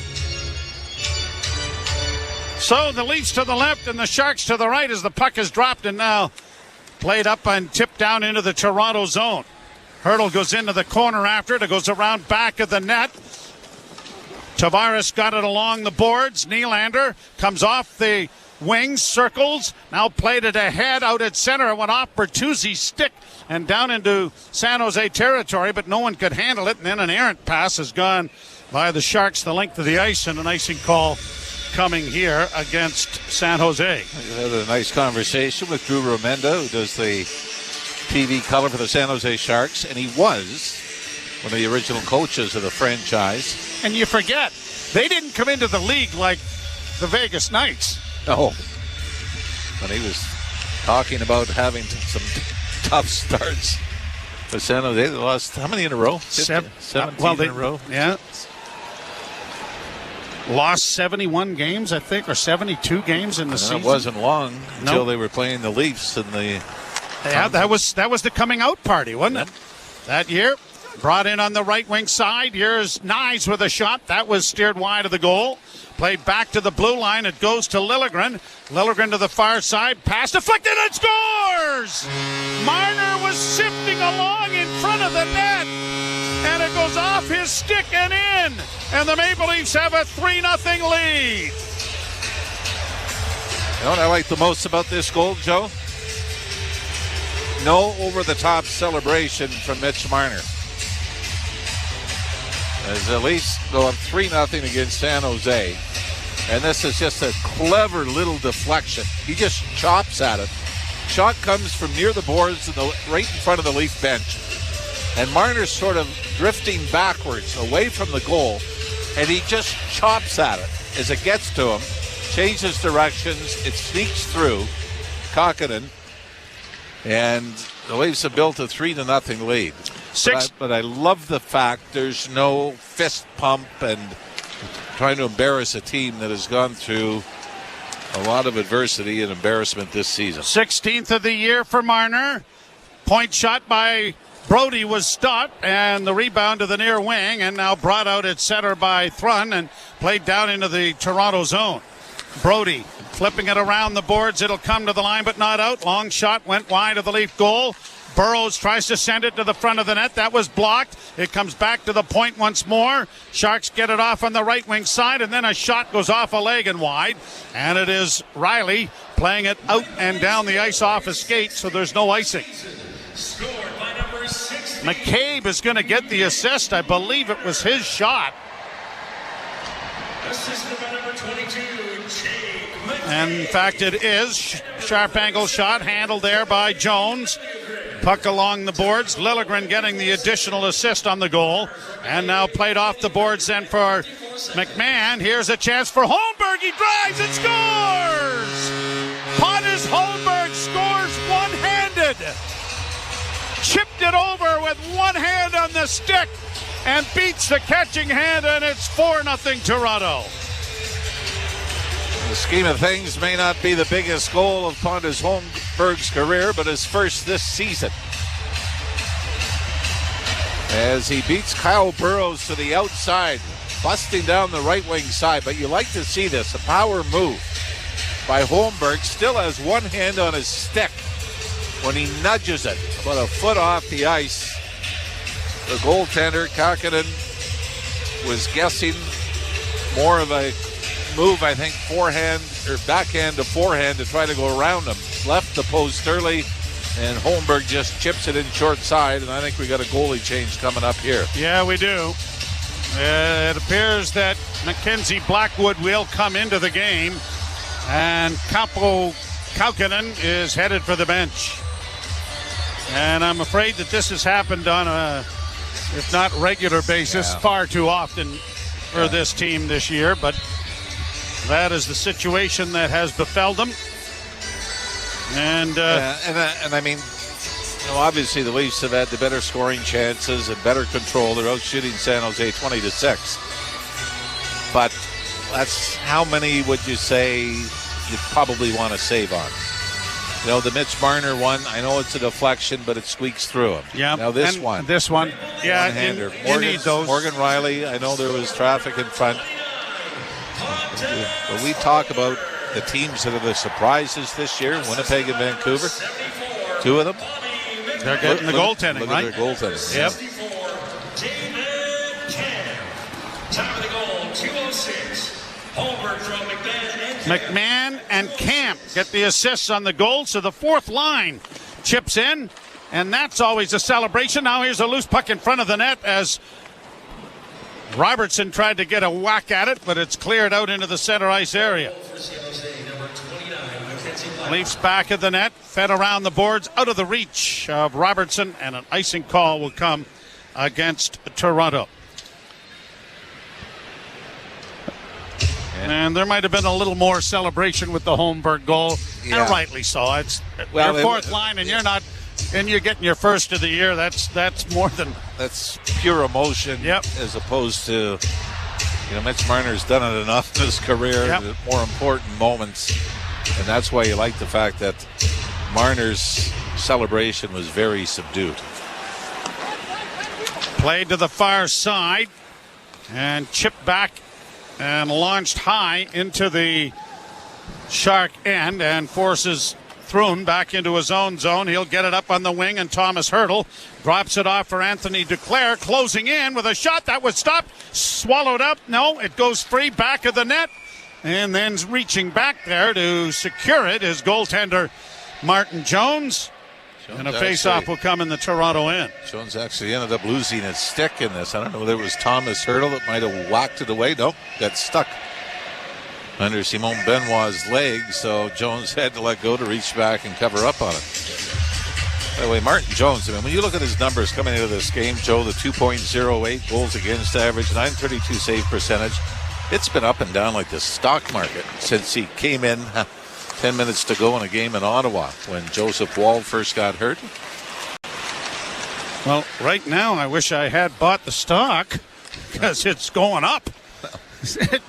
932 save percentage. That's not bad.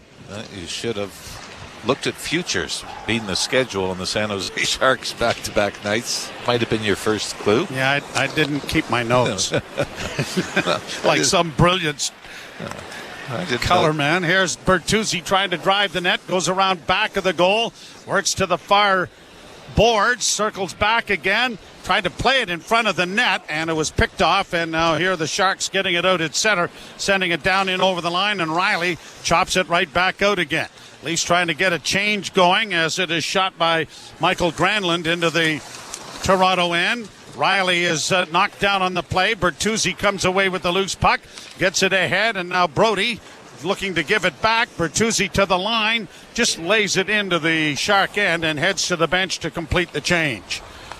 San Jose starting back up ice at center, backhanding it in over the line.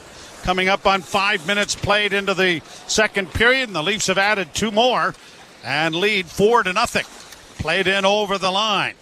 Missing a hit there was Nyes as it goes around the boards. Down into the corner for Liljegren. Matthews couldn't come up with it. Nyes jams in there. It comes back to the point. Liljegren walks the line, dishes it back to Matthews. Back to Liljegren. A shot. Good pad save made by Blackwood. The puck controlled by Matthews. He works down into the corner. Matthews stops. Tried to swing around in center, but it went off his stick. Nyes lost an edge, but comes back with the puck.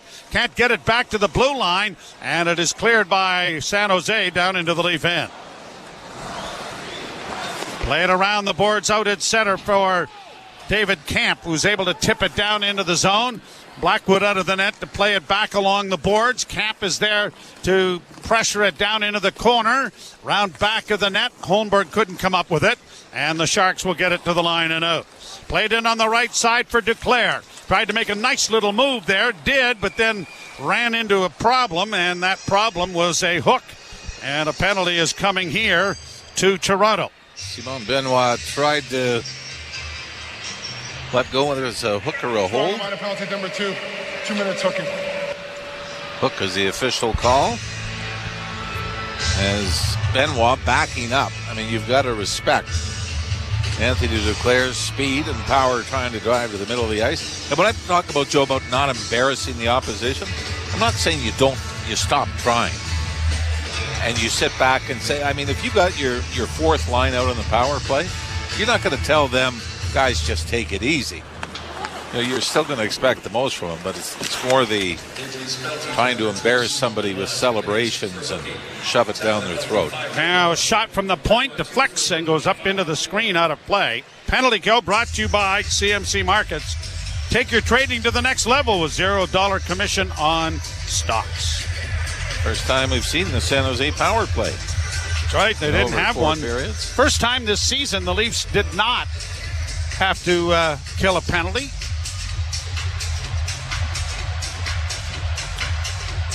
For 1:48 left in the infraction. Yarncrook scrums the draw, but it comes back along the near boards. And Nylander knocked it away momentarily. Granlund sends it into the corner. Hurdle couldn't get it in front. The puck poked back towards the blue line, fed to the far side, now back to the point. One-timer from Leclerc didn't work. The Leafs are going to get it off the boards and get it out at center ice. Yarncrook and Nylander, the penalty-killing forwards. Zetterlund in on the left wing for Hurdle.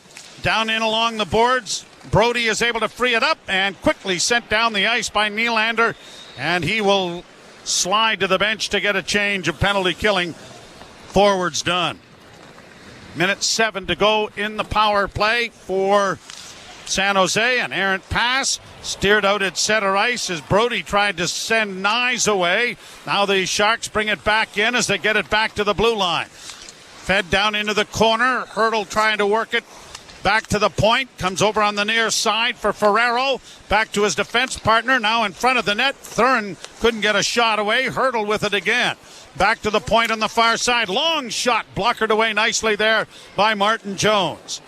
Played back of the net for Hurdle once more. Duclair gets it back to the point. Granlund works down the right wing boards and into the corner. Looks back to the blue line. Finds Duclair. Duclair back to Granlund. Granlund's pass deflects and scores. Did that go off the Leaf player? I think it went off Brody's stick. And the Maple Leafs give up a power play goal. It's 4-1. Henry Thrun was right in the high slot as well. The defenseman, it was Thrun, Joe. Okay. The defenseman had snuck in and just a pretty slick little redirection to get it past Martin Jones. Just his 16th game of the year, his first goal. The reaction of Brody I thought it went off him, but I think you're right. So Henry Thrun will get his first goal of the season. And the power play clicks for San Jose, and it's 4-1. So both teams have scored with the man advantage. And an icing call here against Toronto will bring it back into the Leaf end. I mentioned the 11-game losing streak for the Sharks coming into this game. In the 11 games, and you knew the numbers aren't going to be pretty, but 16 goals scored in 11 games, 47 goals against coming in. The goal by Morgan Rielly in the first period is the 9th goal that the Leaf defense corps has been able to score. Chicago is the lowest. They've had just 5. Washington 6. The Maple Leafs and San Jose both with 9 from their defense. And over half the Leaf defenseman goals have been Rielly. Here's Domi in on the wing, rolls it through the goal crease, no one there to get a stick on it. Down into the corner, Max frees it up. It comes back to the point, courtesy of Robertson. Far side, Robertson again with a shot! And that was blockered away nicely by Blackwood. Back to the point for Brody. Brody to the left wing side for Rielly. Flips it in front of the net. Blackwood has caught that and stopped play with a face-off coming in the Shark zone to the right. Mackenzie Blackwood from Thunder Bay, Ontario. The Leafs lead 4-1 as the Sharks have countered with a power play goal here in the second period. You're listening to Molson Leaf Hockey on TSN 1050 and the Maple Leafs Radio Network. You've heard that sound before. A basketball going off the backboard and in. A bank shot. Well, that's actually the sound of a fan winning a Raptors jersey. That's the sound of a fan getting a signed Raptors basketball. And that's a fan scoring tickets to the NBA Finals. With the Tangerine Bank Shot contest, every bank shot the Raptors score this season wins a fan a prize. Enter for a chance to win at tangerine.ca/bankshot. Tangerine, that's forward banking. Alpine News Network is here live with one of our superheroes. It's a bird. It's a plane. Oh, it's just me helping the city with my super strength. And help is what we did for Dave and Keith. They wanted a new living room and were approved for a home renovation loan. I'm invited to their next potluck, and I'm bringing my famous hero dip. I basically just melt a jar of cheese with my super heat vision. Own your home? Need a loan? Alpine Credits can help. Alpine Credits, where homeowners get approved. Just for license 12616. TGIT. Don't you mean TGIF? Nope, I mean TGIT. Because Tuesdays are 2-for-1 Tuesdays at 2-for-1 Pizza. Every Tuesday, when you order a regular price pizza from the Create Your Own menu at 2-for-1 Pizza, you get a second pizza of the same size or lesser value free. I think Tuesday just became my new favorite day. 2-for-1 Tuesdays at 2-for-1 Pizza. Visit 2for1pizza.com. 2-for-1 Pizza, 2-for-1.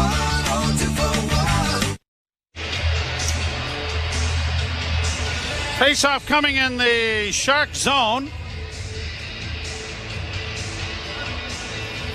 The Maple Leafs being entertained by the New York Islanders, then have Colorado and Detroit coming to town before they head out west again to Edmonton, Calgary, Vancouver, and Seattle. So the Leafs are going to get a look at Vancouver and Winnipeg. As a shot kicked away nicely by Blackwood comes to the point. Brody keeping it in along the boards for Tavares. In for Nylander. Down into the corner for Bertuzzi. Back to the point it goes to Brody. A long shot off the chest of Blackwood. He couldn't control the rebound, but the Sharks do, and they get it out at center. Duclair in on the right wing, holding with a pass that was deflected away from Granlund at the last second by a good stick there from Morgan Rielly. Rielly circles back of his goal and is going to send it back to defense partner Brody. And Brody gets it up on the wing for Tavares. Tavares through center. On the wing it goes now for Bertuzzi. Launched on the backhand towards the net. And goaltender Blackwood is able to cover up on that before Tavares could get there with a face-off coming in the Shark end. And we're going to get a look at two of the biggest surprises, I think, in the National Hockey League are Vancouver and Winnipeg. Goaltending, right? I mean, we talked about that. They've got the great offense. The Leafs had great offense early on, but they had a problem keeping the puck out of the net, and that kept them from really being the top of the standings. Now you see the goals against has come down. Leafs have been able to get on a roll, but, I mean, Thatcher Demko, Connor Hellebuck have both been absolutely brilliant for their respective teams. And then you can talk about the offense. The Petterssons and JT Millers and Hughes. Flint. Yep. Now here's Liljegren through center. Tried to shoot it in. Narrowly missed the linesman. Got it down into the corner. It goes to Marner. Marner for Matthews. Back to the blue line. Left wing side. Giordano with a shot in traffic. That was knocked away as Nyes went right to the front of the net. Liljegren against the boards into the corner now. Banking it for Matthews, who tried to flip it in front. And, boy, you can see Matthews now just trying to set up his wingers. It's... Now, Nyes was tripped up. No penalty. The puck back in the Toronto end. And McCabe swings it around for Domi. Domi got it ahead for Nyes. Nicely handled off his skate, but he couldn't push it ahead to where Domi was breaking, and it's back down into the Leaf end. Giordano runs into traffic, plays it to the near corner. Trying to get to it was McCabe. He got it ahead, and it is pushed by Matthews to center ice. He and Nyes trying to get off, but the Sharks won't allow it. McCabe stepped into very gingerly Luke Kunin.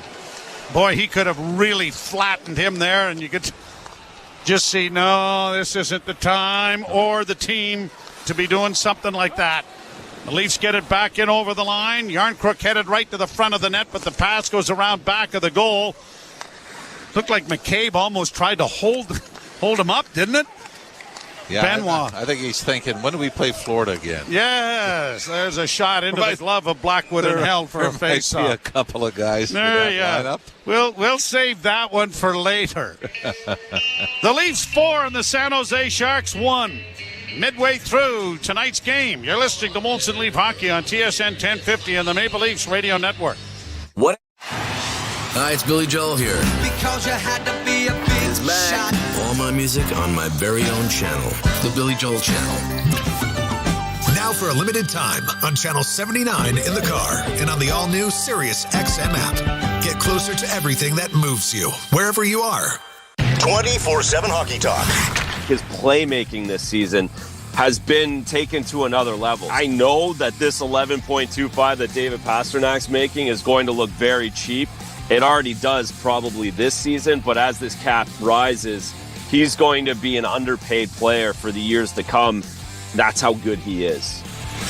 Sirius XM, NHL Network Radio. Sirius XM 91. And on your schedule with the Sirius XM app. On and off the ice.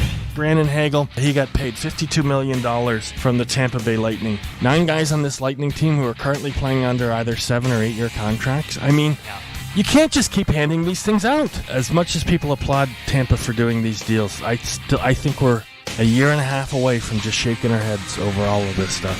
Sirius XM, NHL Network Radio. Sirius XM 91. And on your schedule with the Sirius XM app. Join me, Gord Stellick, and Scott Laughlin as we recap the night that was on NHL Morning Skate, weekday mornings at 7 a.m. Eastern on NHL Network Radio, Sirius XM 91.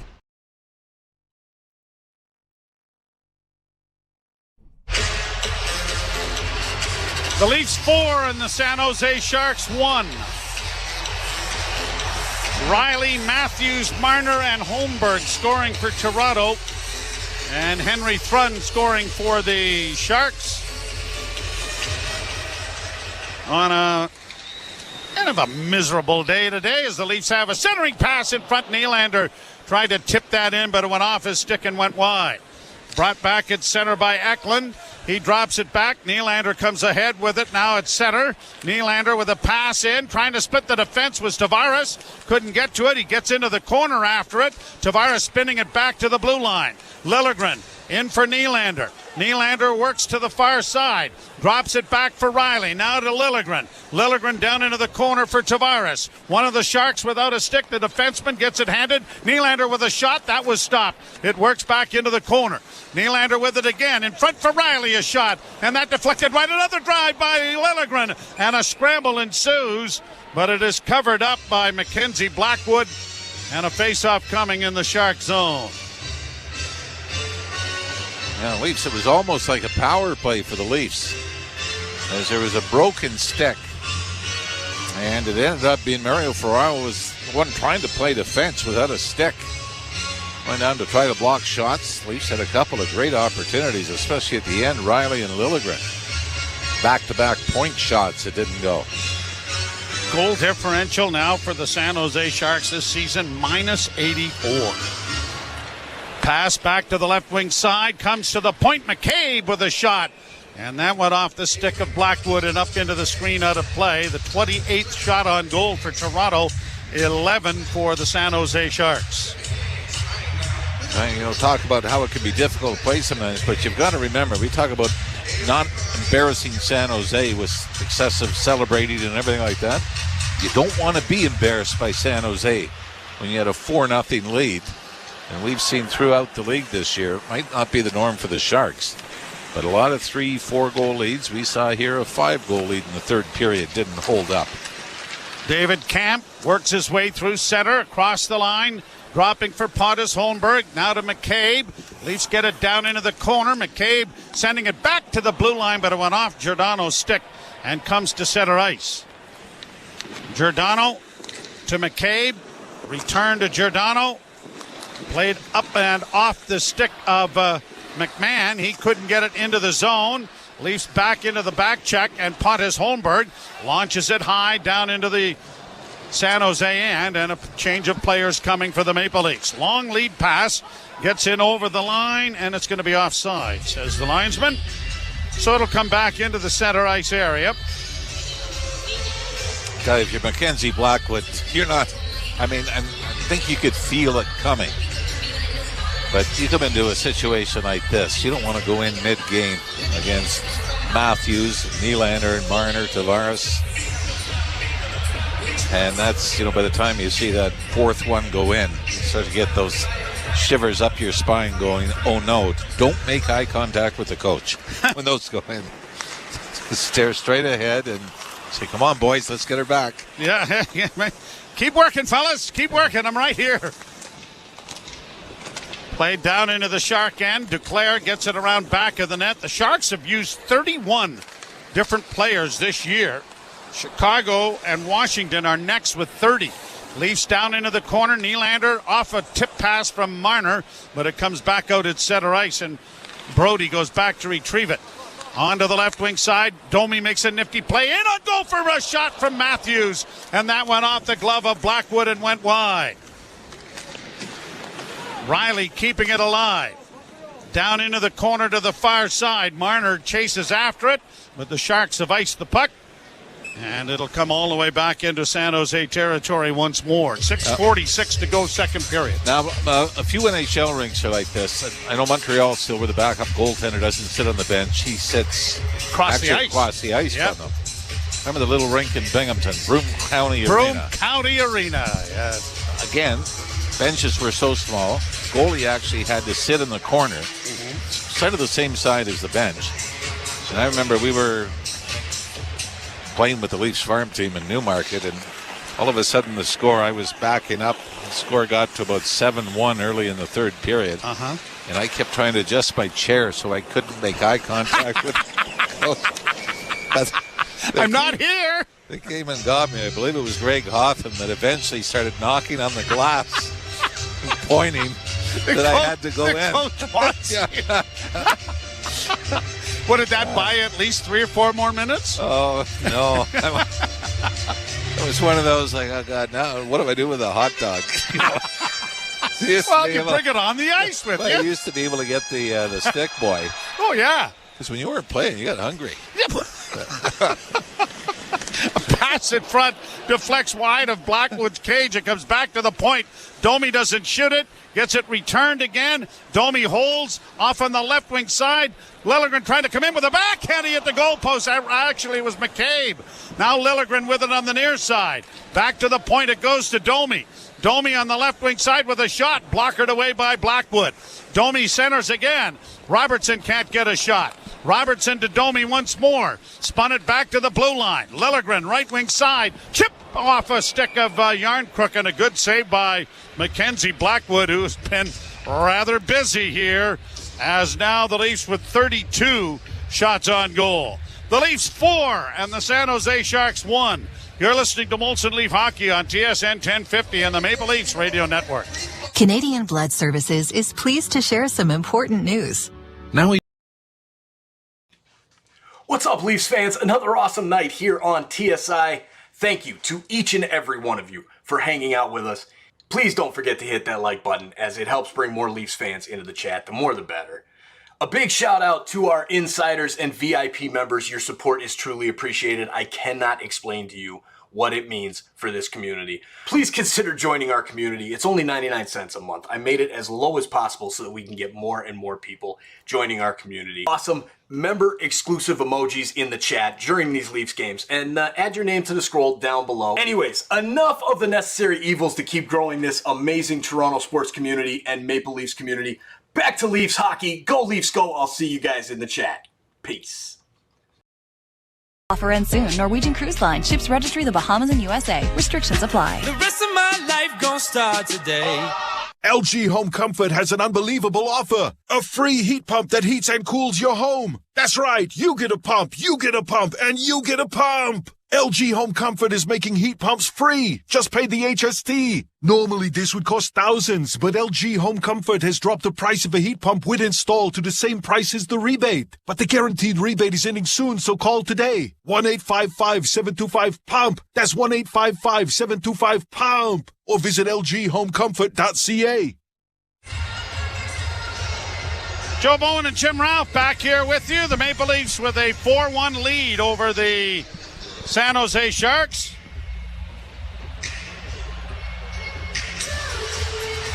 That last couple of shifts by the Leafs, Joe, really seems like it's been a power play.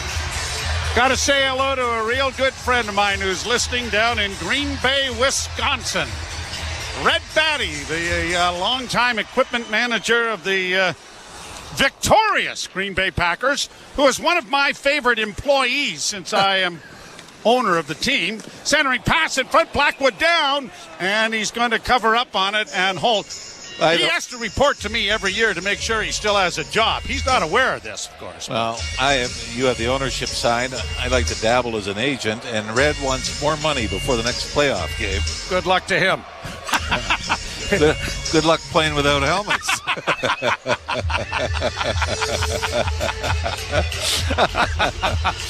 One of the most unique individuals. And I've met Red through you in Chicago. Sure. There. Yeah, absolutely. So, Red, go get him down in Dallas for us, would you please? Face-off coming to the right in the Shark zone. For the love, I don't know why people don't watch this on television. Why are they listening to us? At the point, it comes to Liljegren. Long shot, goes off his skate, and it is pushed out into the center ice area. Giordano back in his own zone. Made a pass, and it was so hard it knocked the stick right out of Fabian Zetterlund's hands. If he had maintained the stick, he might have had pretty good scoring chance develop. Now Nylander sifting through the offensive zone, dropping it back for Tavares, and a shot went off a leg and went wide. Nylander gets it back in front, and Bertuzzi couldn't finish. Nylander with it again at the point with a shot. That was blocked before it reached the net, and the Sharks get it out into the center ice area, and now have to wait for teammates to get onside, but didn't wait long enough. and it's going to be an offside with 4 minutes and 56 seconds remaining here in the second period, and the Leafs with a 4-1 lead over the San Jose Sharks. Well, Mackenzie Blackwood coming in here in relief in the second period has already seen 14 shots. And 456, and the Leafs haven't put one past them. And again, not to point fingers, but obviously you got a couple of saves instead of those goals that leaked through, and this game could be a hockey game, right? Yeah, it's a lot different. Long shoot in, goes wide, and turns into an icing for Toronto. So it'll come back into the Leaf end. So much, though, I think, Joe, when a team's not... a team's struggling. This is going to be a long season for the Sharks. I think a lot of people thought that coming in.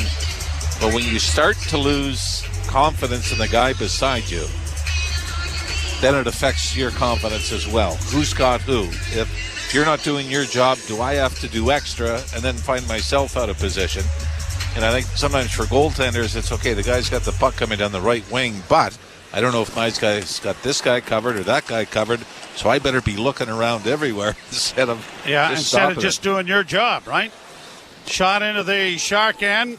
Blackwood out of the goal to play it around on the board. Scott Sabourin able to work his way out of the zone and comes to center and backhands it in over the line. McCabe trying to play it along the board. Sabourin went after it, and now here's David Kampf starting away. His pass to the near wing was well behind Pontus Holmberg. The Leafs regroup the puck and send it out at center. Cleared back in on a delay, and the Leafs will now try it on the near side. And Kampf just does get it in over the line, but it partially was stopped there and forced the play offside. 4:09 left to go in the second period, and a face-off coming in the center ice area. Leafs 4 and the Sharks 1. And the Leafs go to Long Island for the first time since John Tavares picked up his 1,000th point on the road trip that the fathers were on. Somewhat fitting that's he gets that 1,000th point, the place where it all started. Riley off a Marner kick pass, and it goes down in on goal, and it is Blackwood covering it up. Now, as much as people want to be critical of the Islander fans and everything else, let's put this scenario in. All right. Willie Nylander says, I'm going to play out the season, and I'm going to test free agency. And go to the island? Go wherever he wants. All right. I think fans in Toronto are going to say, well, thank you, Willie. You were great for us. No, I think there'd be a little animosity for him coming back. For those who don't know where we get that from. Orville Tessier. Steve Ludzik and I used to laugh about that all the time. Whose grip of the English language was there, but his number one language was en français. So animosity became animosity. Well, and I remember the first time we heard it in the dressing room, and I turned to Ludsey and I said, "Is that Anima City anywhere near the Anima Canal?" And we had to eat your sweater for a bit. There's a high shot from Marner that went up into the screen. Wasn't nearly as funny in Springfield the next week. There's a comedian named Mike Birbiglia who had a great line. Really, I go back through my career and I could have used it, where he says, "What I should have said was nothing." What I should have done was keep my mouth shut. But for some reason, I just couldn't quite keep it shut. Around the boards into the San Jose end. Back of the net, centering pass by Matthews was blocked. It comes back on the near boards to the point. Liljegren couldn't keep it in. He has to skate back and will play it high off the glass to the red line. Sharks shoot it back in on a delay, but now have tagged up, and Toronto back in its own zone. Matthews got it ahead for Marner. Marner with a pass in across the line for Nyes. Made a nifty little move, but just couldn't quite reach the puck after it to get it on his forehand. Nyes on the far boards, back to the point. Marner with a shot in traffic that went well wide. Riley down the right wing boards, trying to hold up. tries to center. Nyes got it back. Matthews took a swipe at it. Now he's able to restore the puck. Backhands it into the corner for Nyes. Nyes taken to the boards. Plays it free up there for Domi. Couldn't get it in front. Far side, Riley. Back to the blue line to Yarncrook. Back into the corner to Morgan Riley. Riley works on the boards, lays it back in on the far corner for Yarncrook once more. Two Sharks get in there after it. Robertson trying to help out with a glance over his shoulder to see where his teammate is. Comes away with it. In traffic. Couldn't get it back. Now Domi does. Flipping it back for Robertson. Robertson trying to return the favor. Comes out of the scrum. Gets it back to the point to Riley. Near side now for Brody. Back to Riley. Riley to Domi. Domi's pass down into the corner for Robertson. Back to the point, out of the reach of Brody, and a foot race here after it as Barabanov gets down first into the corner, but Brody is on to him. Minute 50 to go in the period. Played back to the point. Sharks keeping it in with a shot. Pad save and a juicy rebound that bounced wide. And unfortunately for Michael Granlund, he couldn't get it on his stick. Riley playing it on the boards to the line, not out. Long shot, deflects wide of the Leaf goal. Grabbed off there by Brody, sent back to the net for Riley. Riley, a pass ahead, sent right back in on a delay. Sharks have to tag up. And now here's Morgan Riley sending a lead pass ahead for Tavares. Tavares for the Maple Leafs dumps it into the near corner. They'll go down in there after it. Bouncing puck along the boards. Nylander unable to free it up. Played to the line, not out. McCabe chipping it back in. Tavares back of the goal, far side for Nylander. Nylander trying to play it back to the blue line, just kept in. Now Bertuzzi works out of the corner in the far side with it. Played it back for Tavares. They cycled the puck along the boards. Sharks trying to break that cycle up. Centering pass. Nylander almost got it. Cleared to the line, and it's going to come out at center ice. Benoit shooting it right back down into San Jose territory with a half minute to go in the period. Sharks come out, work through center, in on the right wing, roll it towards the net. Tipped by McCabe, but it'll come back to the point. Over on the near side for Burrows, a shot. Pad save made there by Jones. And stick handling with it is Tavares to get it to McCabe. And McCabe will get it out at center. And now Nylander with 9 seconds in over the line. Sifts to the middle of the ice. Near side. And the one-timer taken there by Bertuzzi was stopped by Blackwood, who has been excellent since taking over for Capo Kaukonen, who gave up all 4 Toronto goals. And he did that on, trying to look overall, he gave up 4 goals on 20 shots. So Mackenzie Blackwood comes in here in the third period, or in the second period, and has already stopped 15 shots. And when you start thinking about all the goofy things that happen in sports, sometimes starts with a stat like that. You get a guy comes in, shuts the door, and San Jose bangs in a power play goal or gets a fortunate bounce, then all of a sudden we're into something a little more competitive. So it is a 4-1 Toronto lead, and we'll step aside. Jim Taddy along with Josh Cloak, and you're listening to Molson Leaf Hockey on TSN 1050 and the Maple Leafs Radio Network. The NFL playoffs are here, and teams have their sights set on Super Bowl 58. Mahomes, back of the end zone, touchdown! Right along with NFL radio leading up to Super Wild Card Weekend, as their panel of experts discusses the matchups and all the coaching news around the league. That Chargers head coach opening is desirable because of Justin Herbert. Catch exclusive coverage of the NFL playoffs on SiriusXM NFL Radio Channel 88, in the car, and on the all-new SiriusXM app. NHL Morning Skate. Chris Knobloch, head coach of the Edmonton Oilers. No coaching experience in Paul Coffey. What's that been like as far as a rather unique fit as an assistant? If you look at all the things that have improved with our team, and maybe even the most is how well our defense has been playing. Paul's done a great job of communicating with them and getting a message on just playing assertively.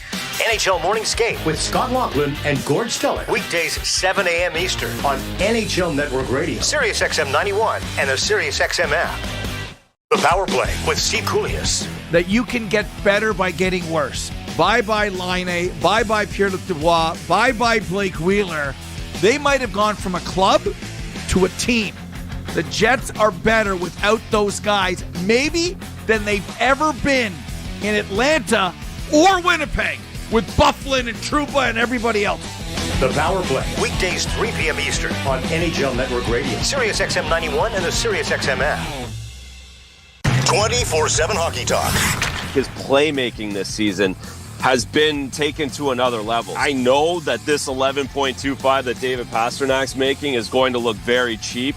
It already does probably this season, but as this cap rises, he's going to be an underpaid player for the years to come. That's how good he is. Sirius XM NHL Network Radio, Sirius XM 91, and on your schedule with the Sirius XM app. On and off the ice. Brandon Hagel, he got paid $52 million from the Tampa Bay Lightning. 9 guys on this Lightning team who are currently playing under either 7 or 8 year contracts. I mean, you can't just keep handing these things out. As much as people applaud Tampa for doing these deals, I think we're a year and a half away from just shaking our heads over all of this stuff. Sirius XM NHL Network Radio, Sirius XM 91, and on your schedule with the Sirius XM app.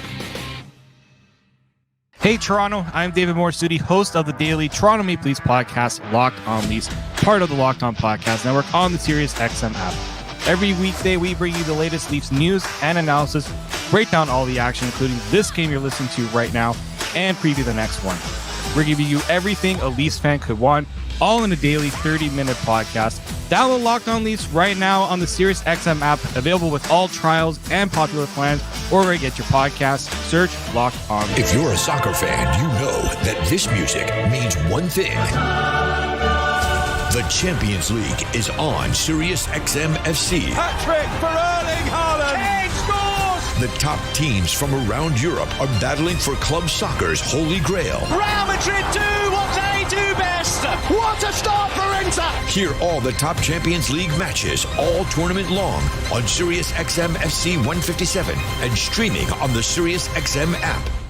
Join me, Gord Stellick, and Scott Laughlin as we recap the night that was on NHL Morning Skate, weekday mornings at 7 a.m. Eastern on NHL Network Radio, Sirius XM 91.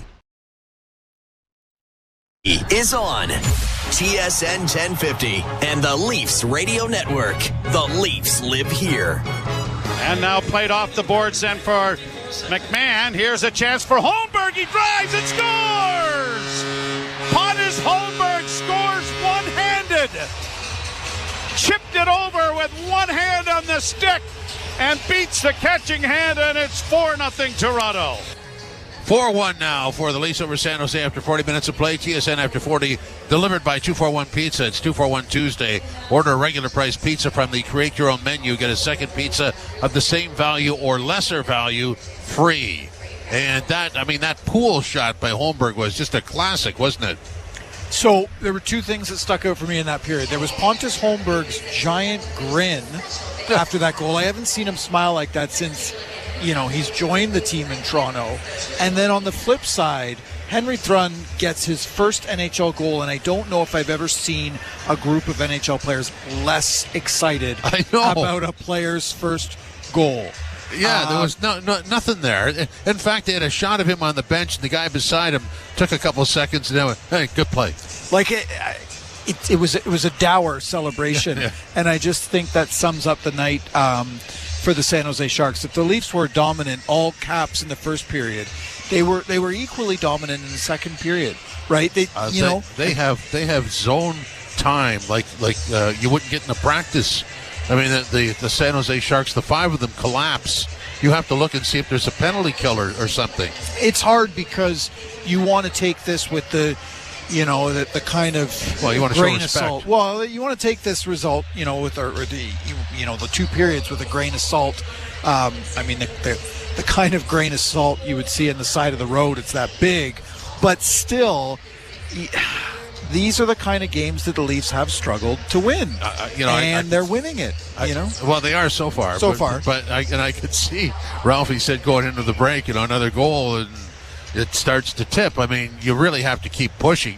They have all kinds of zone control. They have all kinds of shots on goal, but they do need another goal. It's an odd thing to say. against a lot of teams, but again, like this is one of the worst NHL rosters. No disrespect, well, come on, to the players, but this is one of the worst NHL rosters we've seen in a very long time. It looks like an AHL team. They're that slow tonight. Barracuda.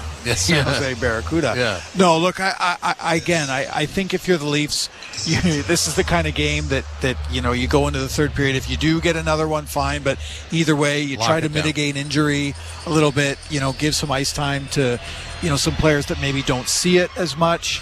But it's because your top guys have earned a rest after 40 minutes. Well, it's a good chance for Nick Robertson to get more ice time. That was pretty good offensive touch by Holmberg, who's a defensive specialist. I don't think he's going anywhere. I think Holmberg stays in the picture. Yeah. Right? Because if he can bring a little bit of that. And what's interesting about Pontus Holmberg, and I've been covering him a lot since he was drafted. When he was drafted in Sweden, he was more of a playmaking type. Right? He was the kind of player that was really comfortable creating plays from the half wall. He was the player that was more comfortable to set guys up. So he has that offense in him. He fancies him more of this kind of shutdown, face-off guy, a guy that he can trust in his own zone. But he has that in his back pocket. So to be able to kind of pull that out from time to time, that's the kind of thing that's going to help him stay in the lineup. What you just said there is a lesson for Nick Robertson, isn't it? Well, Nick Robertson maybe doesn't have that defensive acumen in his back pocket. He has the shot. He has the motor. He has the will to drive to the net. The other part is harder to learn. If Noah Gregor is healthy tonight, Nick Robertson probably isn't in. Yep. And I have a feeling we're going to be talking a lot about Nick Robertson over the coming weeks here as the trade deadline inches closer. Such a young player still, right? We forget that because he made his NHL debut in the bubble when he was 18 in 2020. But he's still only 21, 22. He's a young player who is still learning the game. Right, he was drafted young, so it's tricky.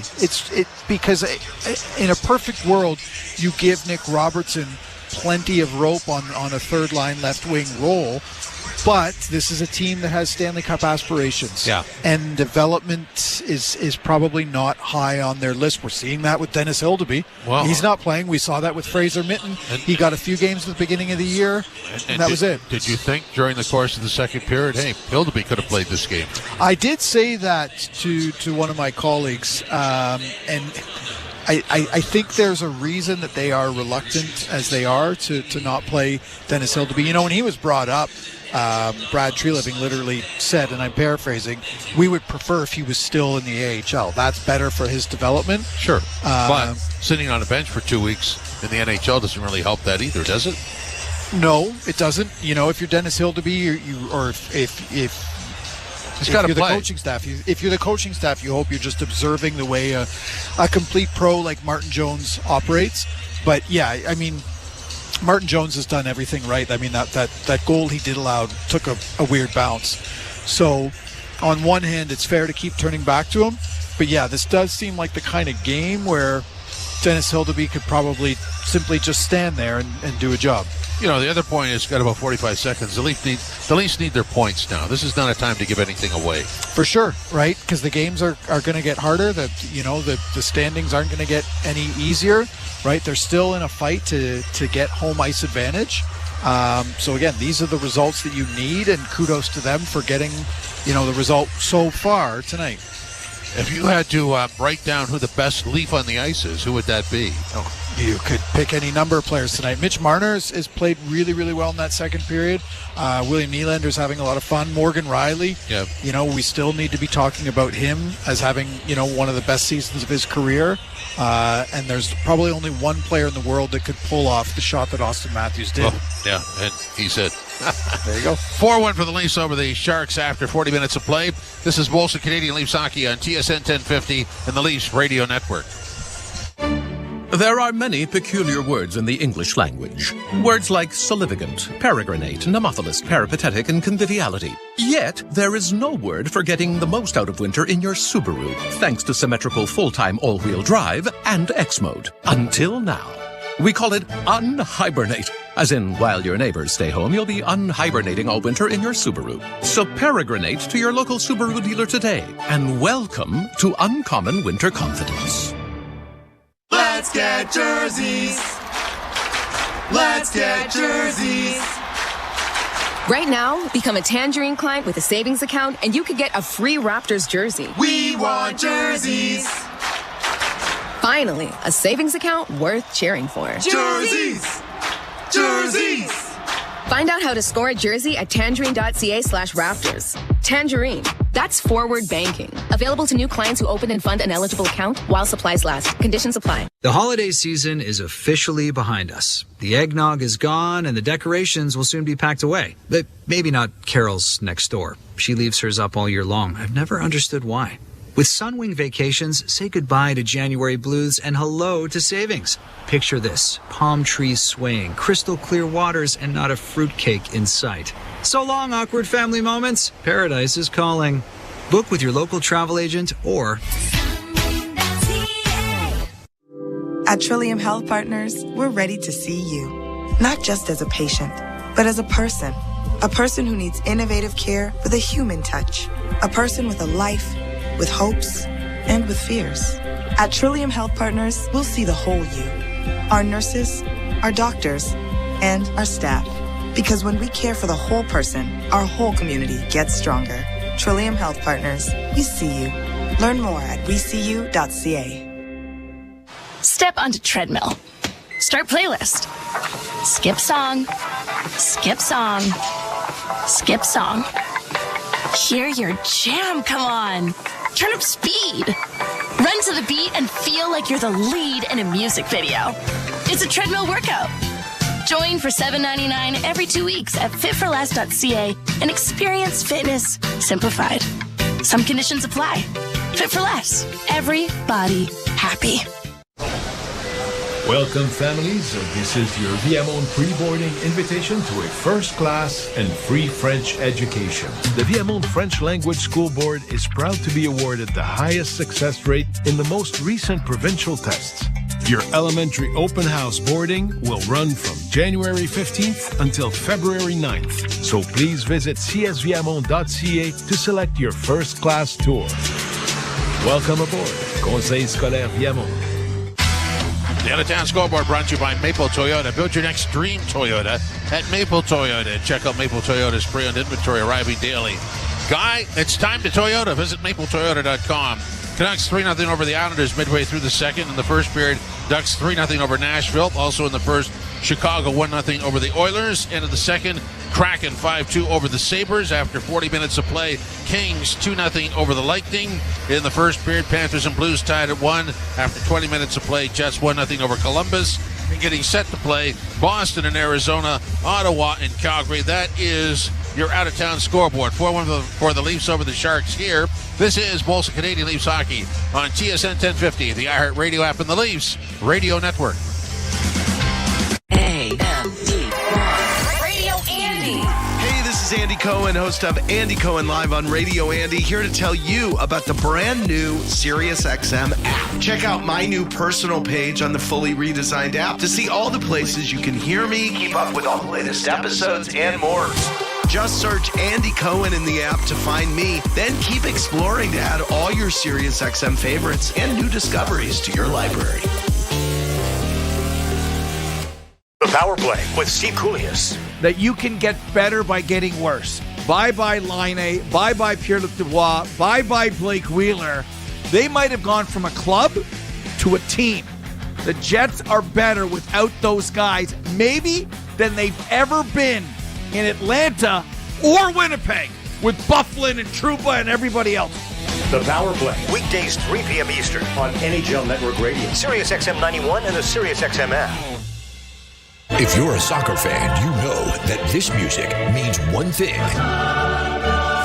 The Champions League is on SiriusXM FC. Hat-trick for Erling Haaland. Kane scores! The top teams from around Europe are battling for club soccer's holy grail. Real Madrid do what they do best.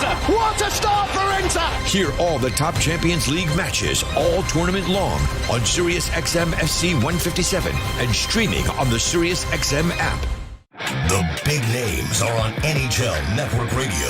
With Brad Treliving, general manager of the Toronto Maple Leafs. How would you describe your season? We've been able to put some points in the bank here, knowing that we're capable of playing much better. You know, that's sort of our focus right now is trying to get a little more consistent in our game and getting our team up to a little higher level of play. Sirius XM NHL Network Radio, Sirius XM 91, and the Sirius XM app. Hi, this is Ray Hudson, and for all the biggest matches from club soccer's holy grail, the UEFA Champions League, tune in to Sirius XM FC 157.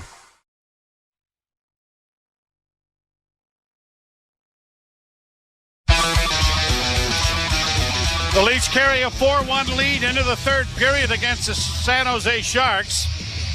Shots on goal, attempts blocked, and missed shots. 66 attempts at goal for the Maple Leafs, 25 for the San Jose Sharks. Morgan Rielly and Tyler Bertuzzi both have 5 shots on goal to lead in the shots on goal department. Well, I mean, the Leafs had that stretch before Christmas. They had Buffalo, Columbus twice, Ottawa, all teams at the bottom part of the standings, and it did not go well. But one win out of, 5, I believe? 3 of those games were against Columbus. And I know when early in the season when San Jose had back-to-back losses where they gave up 10 goals in back-to-back games, saying to you, oh no. Yep. When do we get San Jose? And the Leafs had managed both games fairly well. Now, on home ice this year, the Leafs are just 9-7-2. They're 11-3-5 on the road this season. So a lot of those games have been here that you went, oh no. Yep. So, but here, let's see how this third period works out as the Leafs defend the goal to our right and the Sharks to the left. Puck down in the San Jose zone. Long shot goes wide of the cage to the far wing, and it'll be pushed to the line where Tavares stopped it up but couldn't find Nylander, and now San Jose brings it in on the left wing with a shot off the chest of Jones. That looked like it was deflected, now coming out from the corner, and a shot went wide of the goal as William Eklund got it back to the blue line. Hurdle holding, long shot, stopped again by Jones.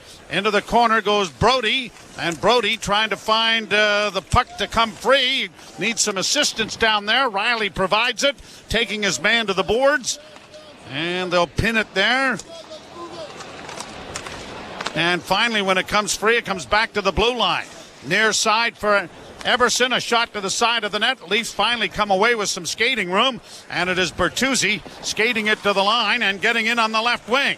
Holds, still waits, got a shot away that went off the stick and up into the screen and out of play, and a face-off coming in the Shark end of the rink. Now, might be a small thing, but in watching that scrum in behind the Leaf net, you had both Morgan Rielly and T.J. Brody engaged in the scrum behind the net.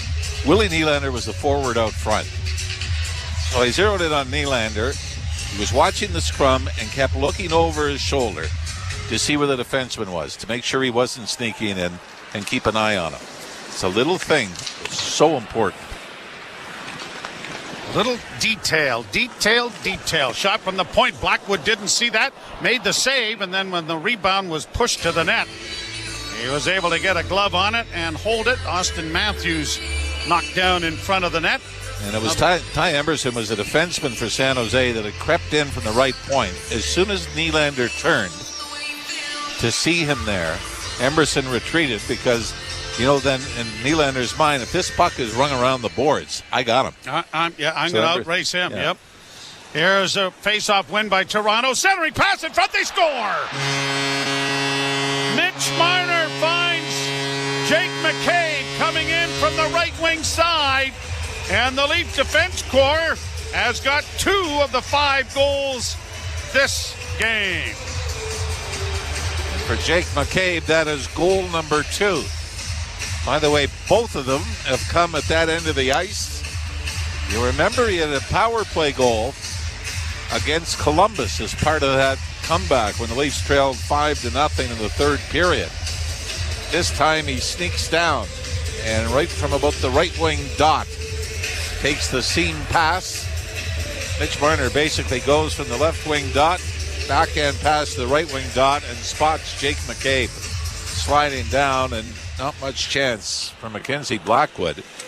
And I don't think he had any read on that whatsoever, because that net was wide open. One of the problems he had was that Matthew Nyes was providing such a screen. Another shot down into the Leaf zone, blockered away nicely there by Jones, and Domi will flip it out at center ice. Shot in over the line now by Robertson.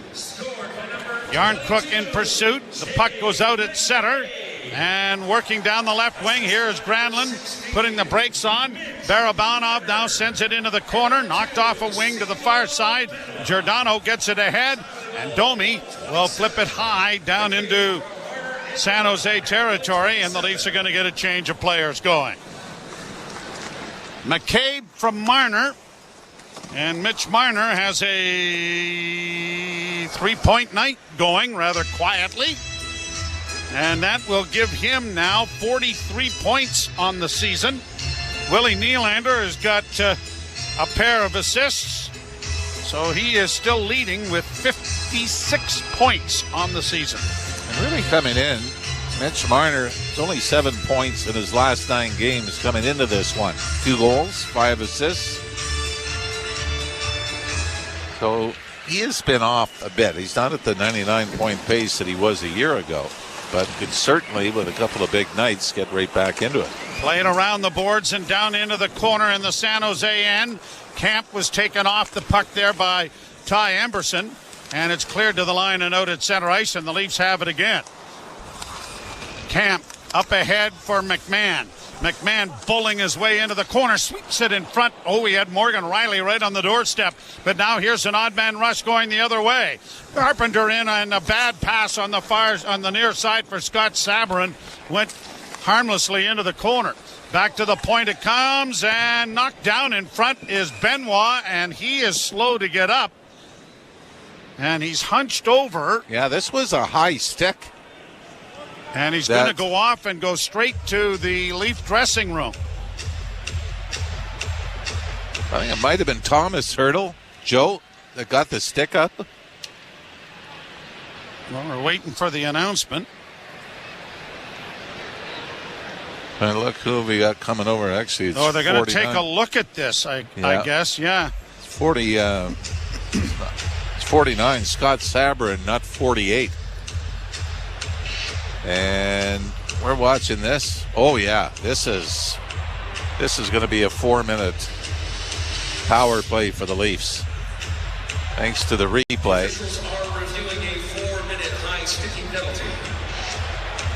Simon Benoit went right off right away, and he was leaking pretty good too.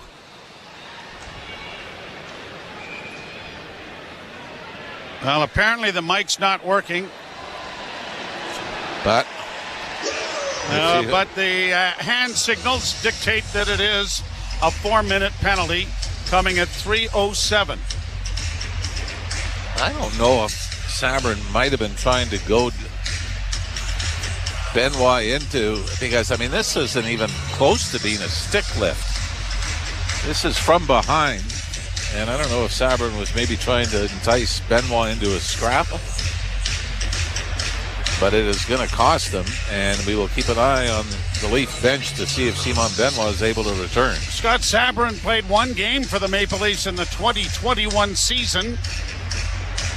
Had 177 penalty minutes with the Belleville Senators last year. So I was going to say that's one hell of a game that he played for the Leafs. Yeah, 170 penalty minutes. 92 penalty minutes in 29 games with the San Jose Barracudas. So I think you're probably right. He's trying to make a name for himself and stay, and ends up taking a double minor penalty. And the Leafs, who are 1 for 1 on the power play, get to go again. Brought to you by your Ontario Subaru dealers. Get more value out of every kilometer in a Subaru, starting with award-winning safety at your local Subaru dealer. And if the Leafs can get it to 6, you might see little different in attack as far as who Sheldon Keefe will use in the power Here's play. Riley with a shot. That is kicked aside by Blackwood. The puck into the corner, comes back to the blue line. Shot by Nylander, knocked down. Big rebound in front of the net. It's still free. And it is grabbed off now and sent out and down the ice by the Sharks. Riley starts out of his own end. Looks back, drops off. Left wing feed for Tavares. He's going to gain the zone. Stops it up again. Works to the half boards. Tavares now still with it. Curls back to the point. It'll go to Riley. Return to the captain. Tavares dropping it back for Morgan Riley once more. Now to Willie. Nylander on the right wing side to Matthews in the right half boards. Back to Nylander. Holding to Riley. Riley with a pass in. Deflected. They score. Marner tipping it home. And the Leafs will get one on the power play and make it 6-1. John Tavares might have redirected that off the goaltender before it got to Mitch Marner. If not, Willie Nylander will pick up another assist. But if Tavares does in fact touch it, it'll be Marner from Tavares and Morgan Riley. 17th of the year for Marner. Second goal of the game for Mitch, and the Leafs are 2 for 2 on the power play. The 5th power play goal of the season for Marner. No, it might have been Marner that deflected it I first. think you're right. Yeah. Yep. Never did get to John Tavares, so Nylander's going to pick up another assist as well. That'll be 3 for him on the night. And Morgan Riley has got a goal and an assist here. I really do hope he gets to go to the All-Star game. I know I've said this a couple of times, but I think it's a great honor for him. And here in Toronto, for Riley, that's 15 points now in his last 16 games. Launched high out and down into the Toronto zone. And Yarncrook along with Bertuzzi and Domi. The power play here for Toronto. Bertuzzi dropping it back. Brought on by Yarncrook to center. Played off on the wing and then sent in around back of the net. Chopped at. It comes to Bertuzzi to the blue line, but unable to keep it in was Giordano, who sends it down into his own zone, and the Leafs have it there. Nylander does get the additional assist. And the Leafs lead 6-1, scoring 2 in the first, 2 in the second, and now 2 in the third. And it rolls in on Blackwood, and he's going to cover up on it for a face-off in the zone. And a change of players and another power play unit coming over the boards. And yeah, this is a little more makeshift. Pontus Holmberg coming out with Nick Robertson and Matthew Nyes. And McCabe and Riley will be the defense tandem.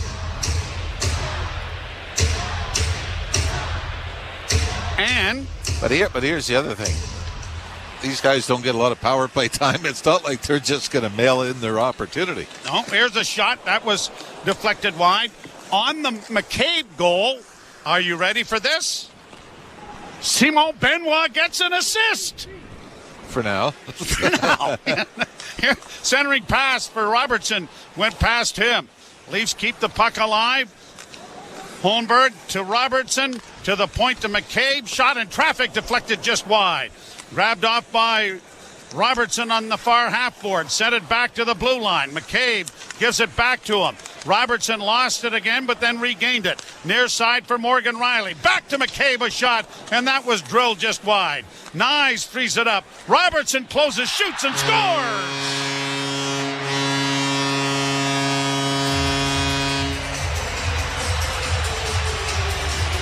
What were we saying? Well, yeah, you put a group on that isn't on the power play, and they're not. Yeah. Hey, they want to score, right? And Nick Robertson may not be in the lineup. He was a healthy scratch the last 2. But there has been rumblings that Noah Gregor is out because of the flu. So Nick Robertson gets a chance in the power play. Do you think he's saying, well, let's just keep it close. Let's just manage the puck? No. He gets the opportunity and he hammers it towards the net. And for Robertson, it's only his 3rd goal in his last 18 games. 6th of the season.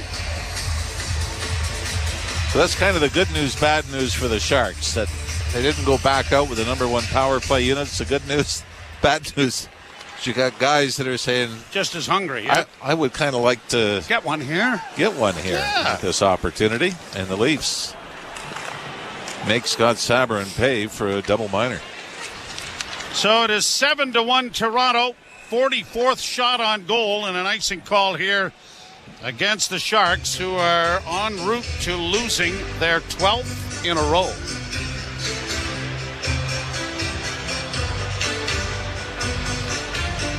Matthew Nyes is going to get an assist on the Robertson tally. First power play goal of the season for Nick Robertson of his 6. Face off to the right of Blackwood. And the Leafs have scored 3 times here in the third period. 2 of them on the power play. Sharks to center, got it across the line. Offside called by the linesman. Simon Benoit has not made his way back to the Leaf bench, although you may wonder at this point if there's any real need to rush him back. With a 7-1 lead and 13:39 to go in the third. You're listening to Molson Leaf Hockey on TSN 1050 and the Maple Leafs Radio Network. Let's go, football fans. This week on Let's Go with Tom Brady and Larry Fitzgerald and me, Jim Gray. Special guest, Lamar Jackson. Did you have that chip on your shoulder still? I definitely do still have that chip on my shoulder. I don't think I have accomplished what I wanted to yet, so that's why that chip is still on my shoulder. I want that Super Bowl. You know, I've been chasing that for a long time.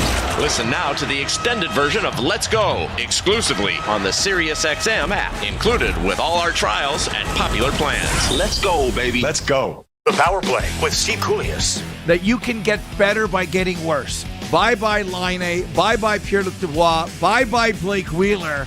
They might have gone from a club to a team.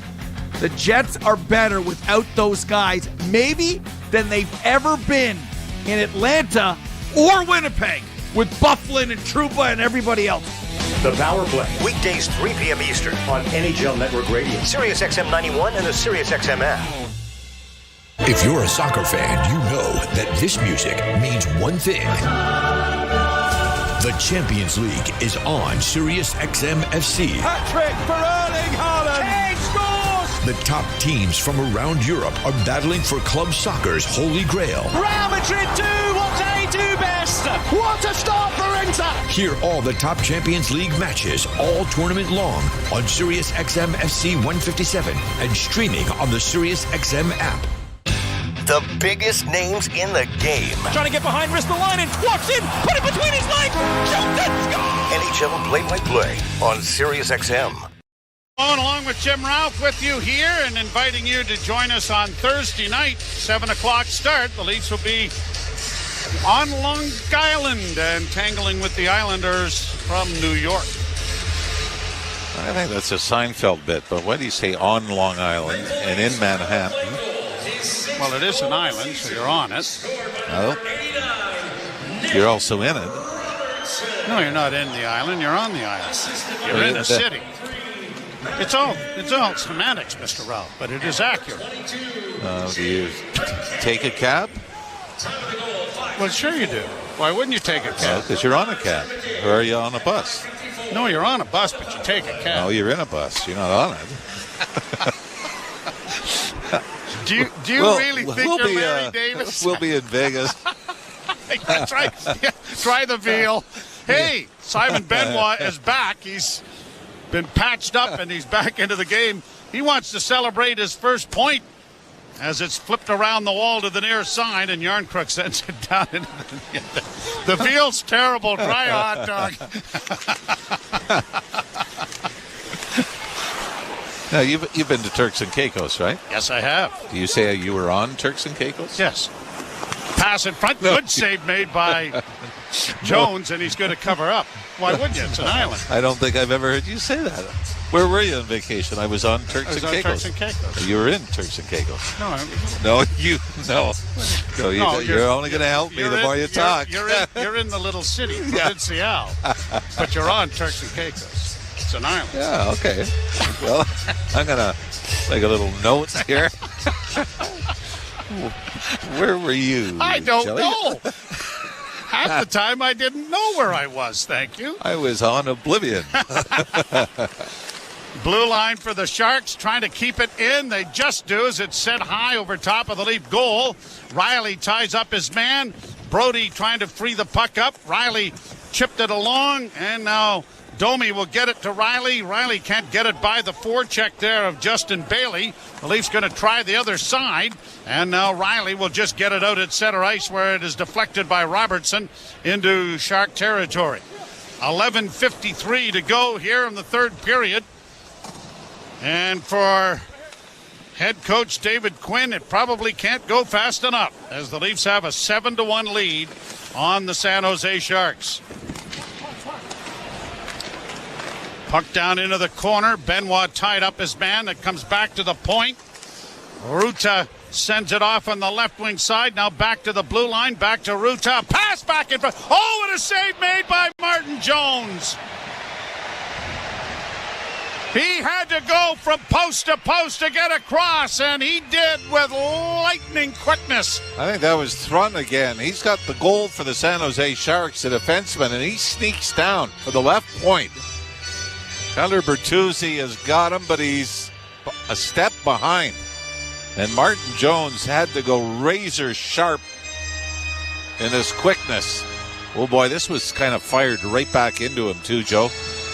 This might have been, if he picks the corner, it's a 7-2 game, but he kind of fired it from the left wing side right back towards the middle of the net, but Jones had read it and was on his way over. Jake McCabe has been given an assist on the Robertson goal, so he's got a 2-point night going in this one.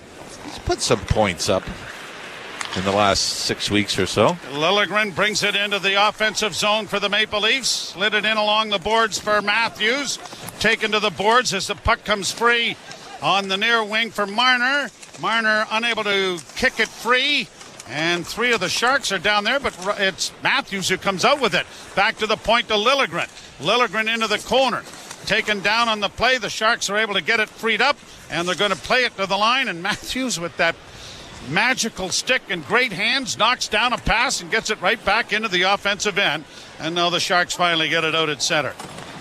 Oh, you watch him. If you just sit there and just concentrate on him and watch how good he is with the stick and knocking pucks down and lifting sticks and stealing pucks in the offensive zone. Long shot from the point is swallowed up by Martin Jones, and another face-off coming in the Toronto end. And the other thing is, too, when you watch Austin Matthews, when he's pursuing the puck, the opposition has it. He never comes in fully extended with his arms and stick.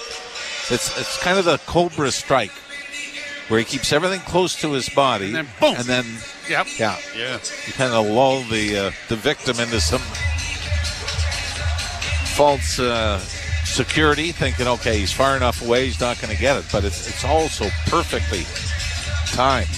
And it's hard to believe, a 7-1 lead. Matthews only has the 1 point power play goal late in the first period. Now Scott Sabourin back out there again as the puck comes around the boards, and the Leafs get it ahead for Robertson. Robertson sends it down into San Jose territory. Puck along the boards. Losing it there was Sabourin. Centering pass. Looking for Yarncrook. Didn't connect.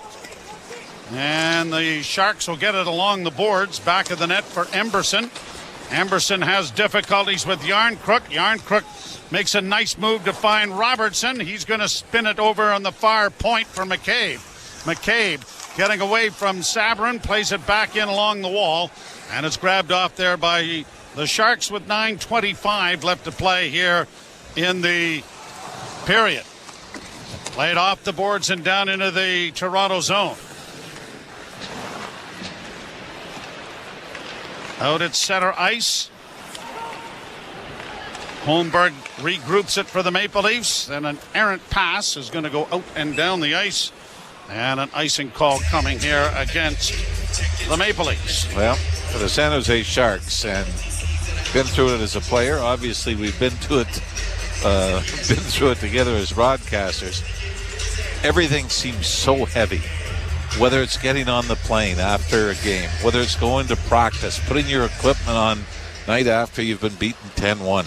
I mean, it's not through people not caring or, kind of mailing it in for their career, but everything becomes so much harder. Backhand shot taken there by Pontus Holmberg was stopped on the short side by Blackwood.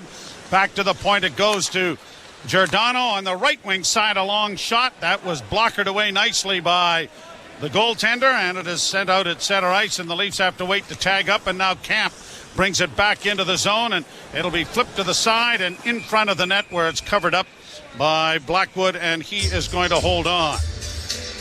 It is a 7-1 Toronto lead, and you are listening to Molson Leaf Hockey on TSN 1050 and the Maple Leafs Radio Network.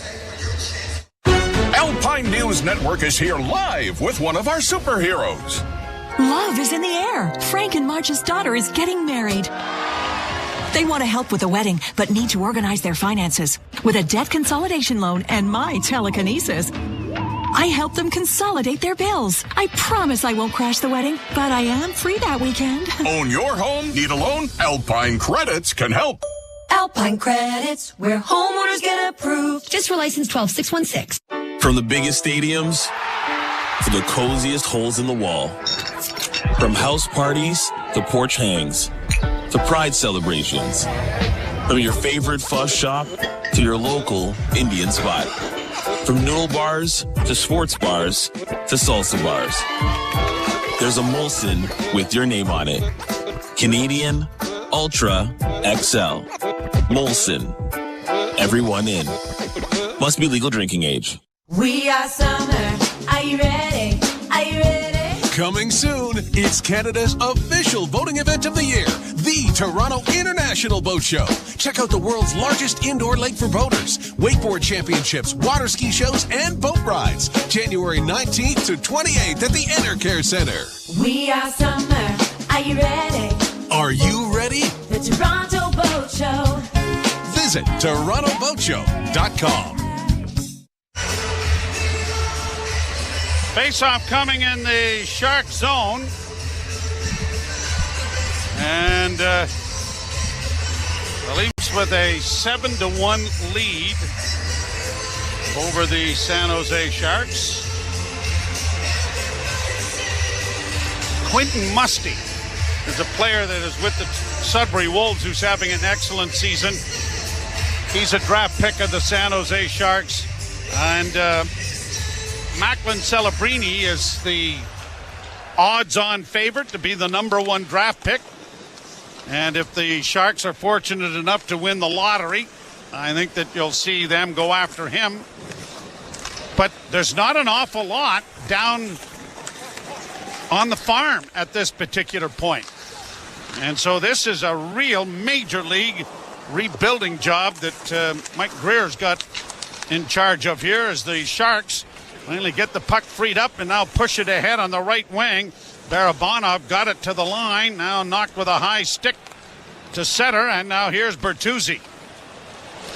Hauled down on the play, no call, and out come the Sharks at center ice with Zetterlund getting in over the line.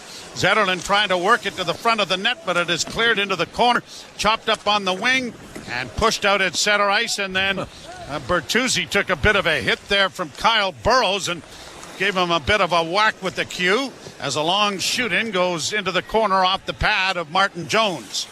7:25 left to play as Benoit sends it down into the zone as the Leafs will get a change of players going, especially on the defense.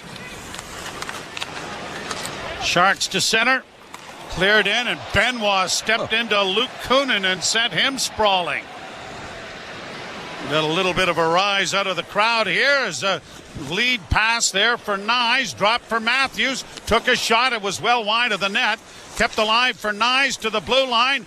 Marner on the wing looking for Matthews, didn't reach him in time, and Emberson has it now, and he's going to start it out with a pass high to center ice. Brought in offside by the Sharks, and it will be brought back into the center ice area.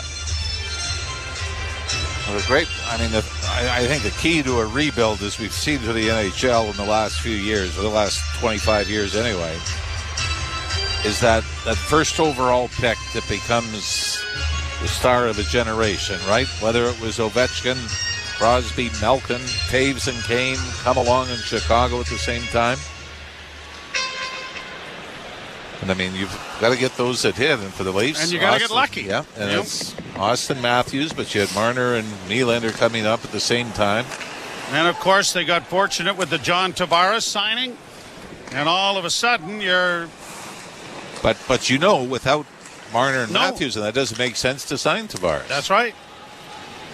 Played out and down into the Leaf end, an icing call coming here against the Sharks. Well, and let's not forget, in the 80s, Pittsburgh Penguins franchise was saved by getting Mario Lemieux. Yep. I mean, that was a franchise that looked like it was going to be sold or maybe relocated because they had gone through some rough times. Then, of course, Mario Lemieux becomes part of the ownership group that lucks out with Sidney Crosby.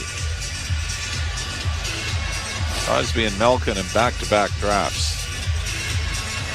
That seems to be the key, though, doesn't it? You need more than one. You need the key guy, but you need a sidekick. Yep. Long shot goes wide of the goal, into the near corner, spun back to the blue line. Brody couldn't reach it. Sharks get it off his stick and down the ice, and another icing. Oh no, now it's waved off for some reason. Hey, good on you there, linesman. Let's get this one over. When there's a shot right on, that was stopped by Jones, and he's able to cover up on. Martin Jones may not believe what I just said, but he had to make a pretty good save there. That was drilled into his chest. It is a 7-1 Toronto lead with 5:52 to play.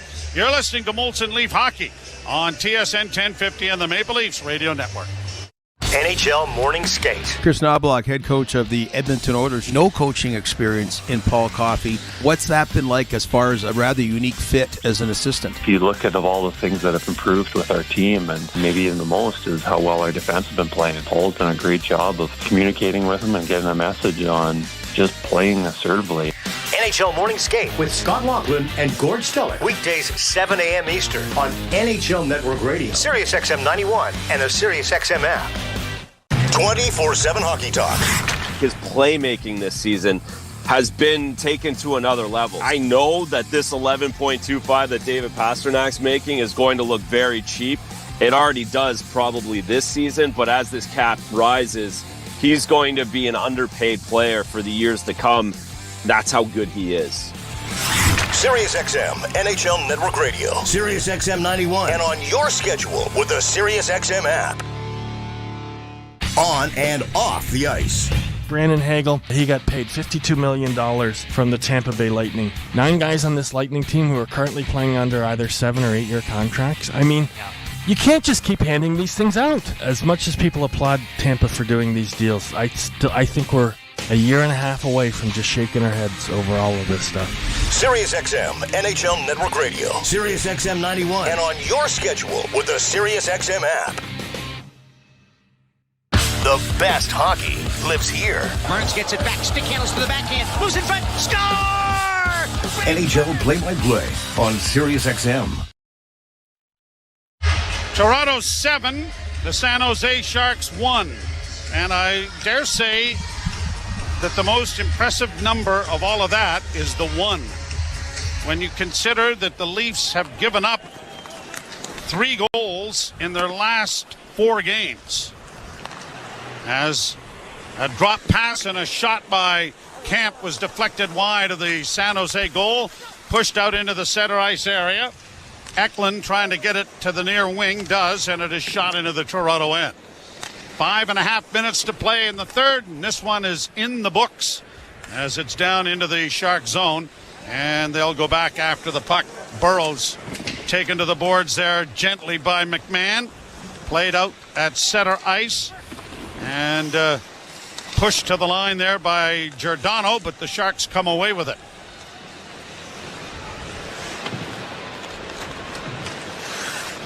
And there hasn't been a lot of, dare I say, pressure or excitement for the folks here, as this one has been under control for the entire night. But, hey, you get what you pay for, and right now the Leafs are playing exceptionally well. Drop pass by Bertuzzi didn't work. Tavares leaves it there. Brought in with a backhand shot by Liljegren that didn't reach the net. Cleared around back of the net to the far side. Ferraro getting there for the Sharks, getting it out and down into the Leaf end. And a long trip here for the Sharks, too, as they go through Eastern Canada. And I tell you, there's pressure when you see depleted Blackhawks lineup beat the Calgary Flames 3-2. There's pressure on the teams that Sharks are playing. I mean, you don't. No, you don't need to give them any life and give them some hope that, hey, you know what, we can do this tonight. But boy, when they get down, the air comes out of the balloon pretty fast, doesn't it? And that's the case with a lot of the bad pass there by McCabe is grabbed off. Now he's able to carry it out at center. Yeah, send a diagonal shoot into the right wing side. Matthews couldn't get there in time.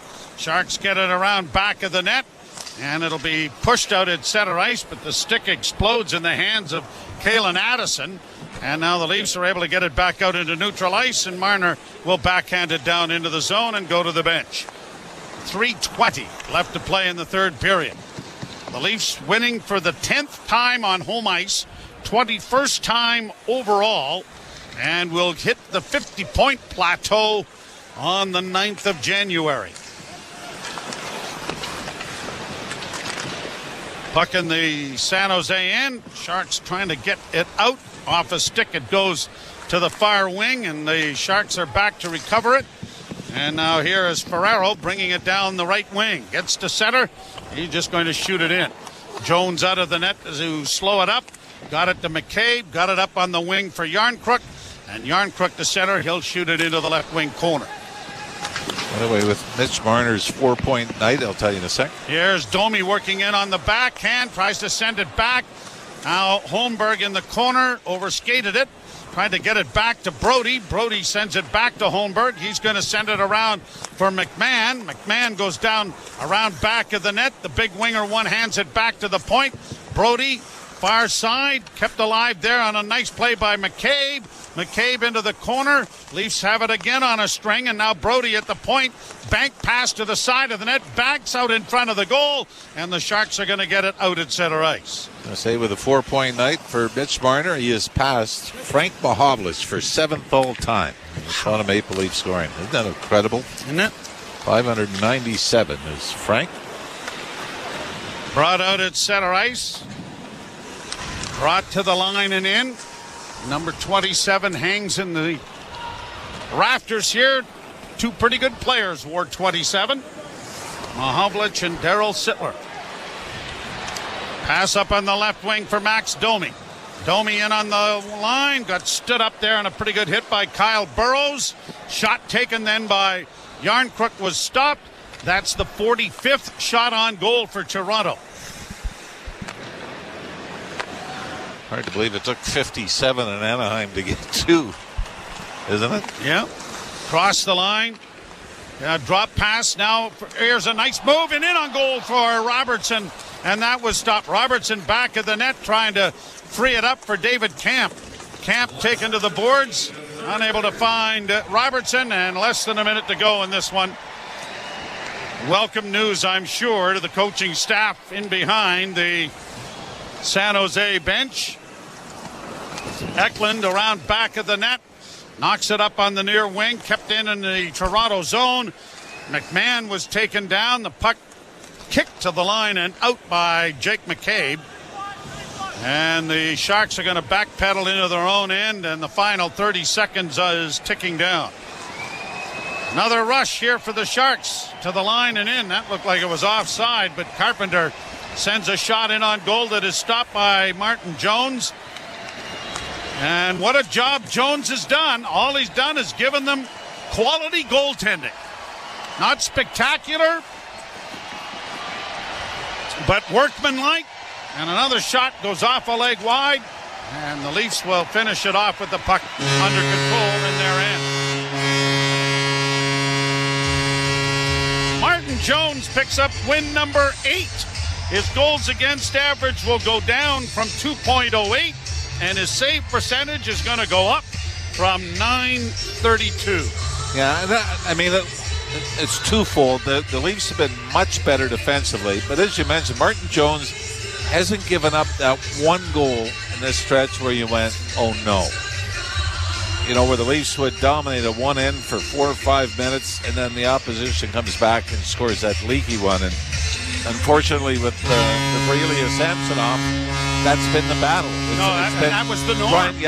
Trying to eliminate that one mistake. And in fairness to the San Jose Sharks, they kept a lot of what the Leafs did to the outside, but their goaltending let them down on a few that sort of squeaked through. And hardly saying that you blame the guys in net for a 7-1 loss. But it was a big part of it. You could see what it did to the team when you got it. I'd see Here we go again. By the one by Marner, it was like, how are we going to outscore our problems on this night? And, we've seen it to a lesser extent, obviously, with the Leafs. And maybe one of the meanest stats I saw was that if you just took the stats of Joseph Wall and Martin Jones, they would lead the NHL in save percentage. The Leafs would lead. When you put the Samsonov struggles in there, not so much. But Martin Jones has come in at a pretty good time as well, where he's given them solid goaltending at a time they didn't need spectacular goaltending. And as we know, and it's going to start Thursday night against the Islanders, the games are going to start getting tougher again.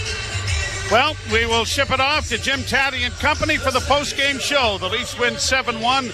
Join us on Thursday night, the Leafs on Long Island to tangle with the Islanders. You've been listening to Molson Leaf Hockey on TSN 1050 and the Maple Leafs Radio Network. The NFL playoffs are here, and teams have their sights set on Super Bowl.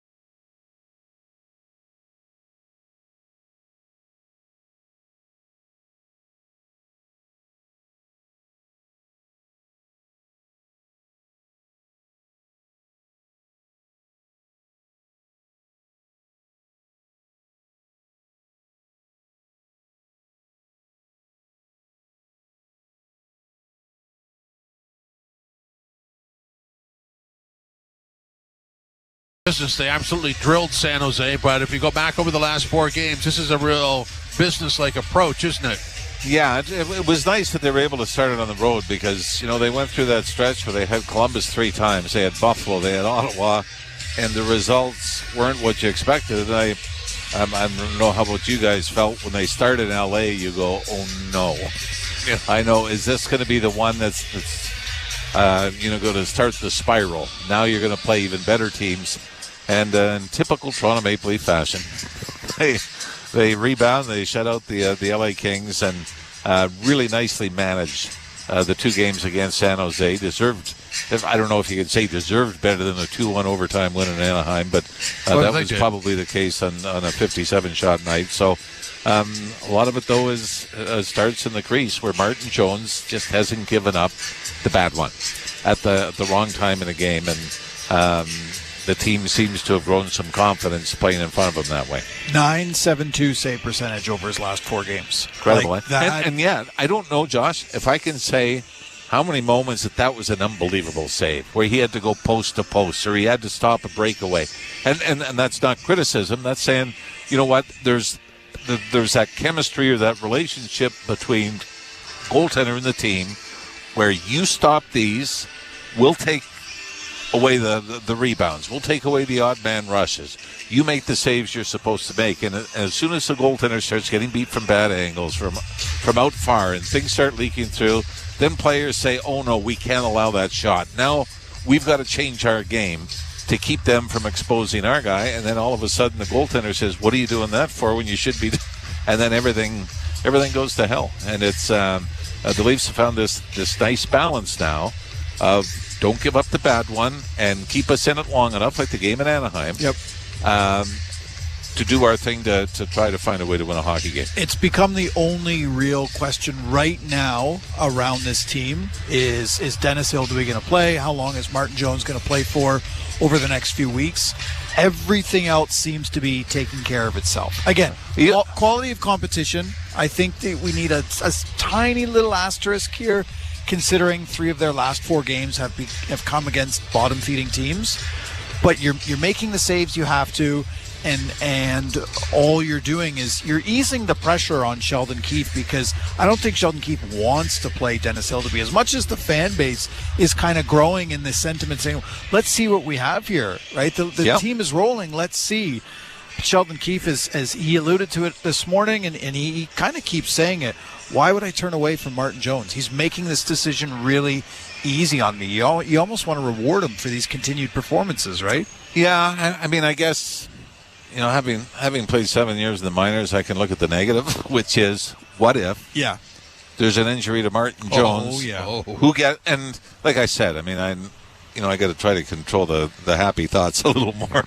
But you start thinking, give him a shot now, whether it's against the Islanders on Thursday, in case. Get him ready. Get him to the point where it's not only are you playing this game, you might have to play the next 10. So get ready. It would be nice to kind of ease him in.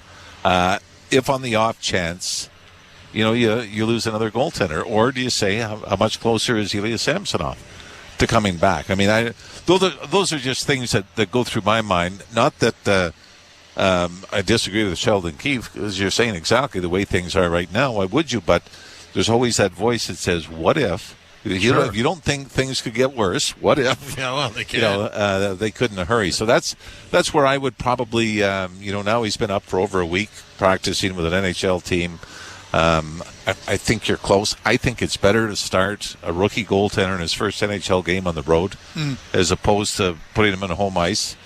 And feeling that, especially with Martin Jones being on a roll, you don't want to have an off night. I think it's sometimes easier to play on the road because, number one, you're staying in a hotel, you're with the group of guys you're away, your focus is 100% on the game at hand. And I would think, I thought for sure he would have gotten the Anaheim game on the trip. I really did. And I know we talked about it before we left. Yeah. And but it hasn't been the case. But I think at some point, you're going to get there where you're going to have to give the kid a sniff. Well, and I don't see. I see Jones playing on Thursday night in Long Island. The only other opportunity that makes any sense to me would be Sunday night at home to Detroit after the Saturday night at home to Colorado. But going back to playing Jones in LA and then the next night at Anaheim, it's pretty well the same situation. Yeah, except here's 3 games in 4, right?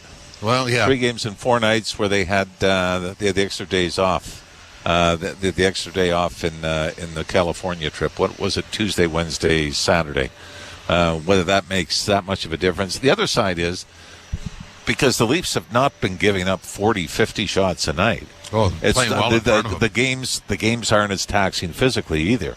So it's not like he's going to have a 57th shaved night like Dostal did in Anaheim, and you're going to go back with him the next night. The Leafs are fortunate right now that they've protected the goaltender well enough that, like we said, you get your 18 to 25 shots or 30 shots, make the saves you're supposed to make, and other than the Anaheim game, there really hasn't been a lot of tense. I'm saying this the wrong way. Tense moments. There hasn't been a lot of hard minutes where you're trying to protect a lead or anything like that, and it bodes well for the Leafs because.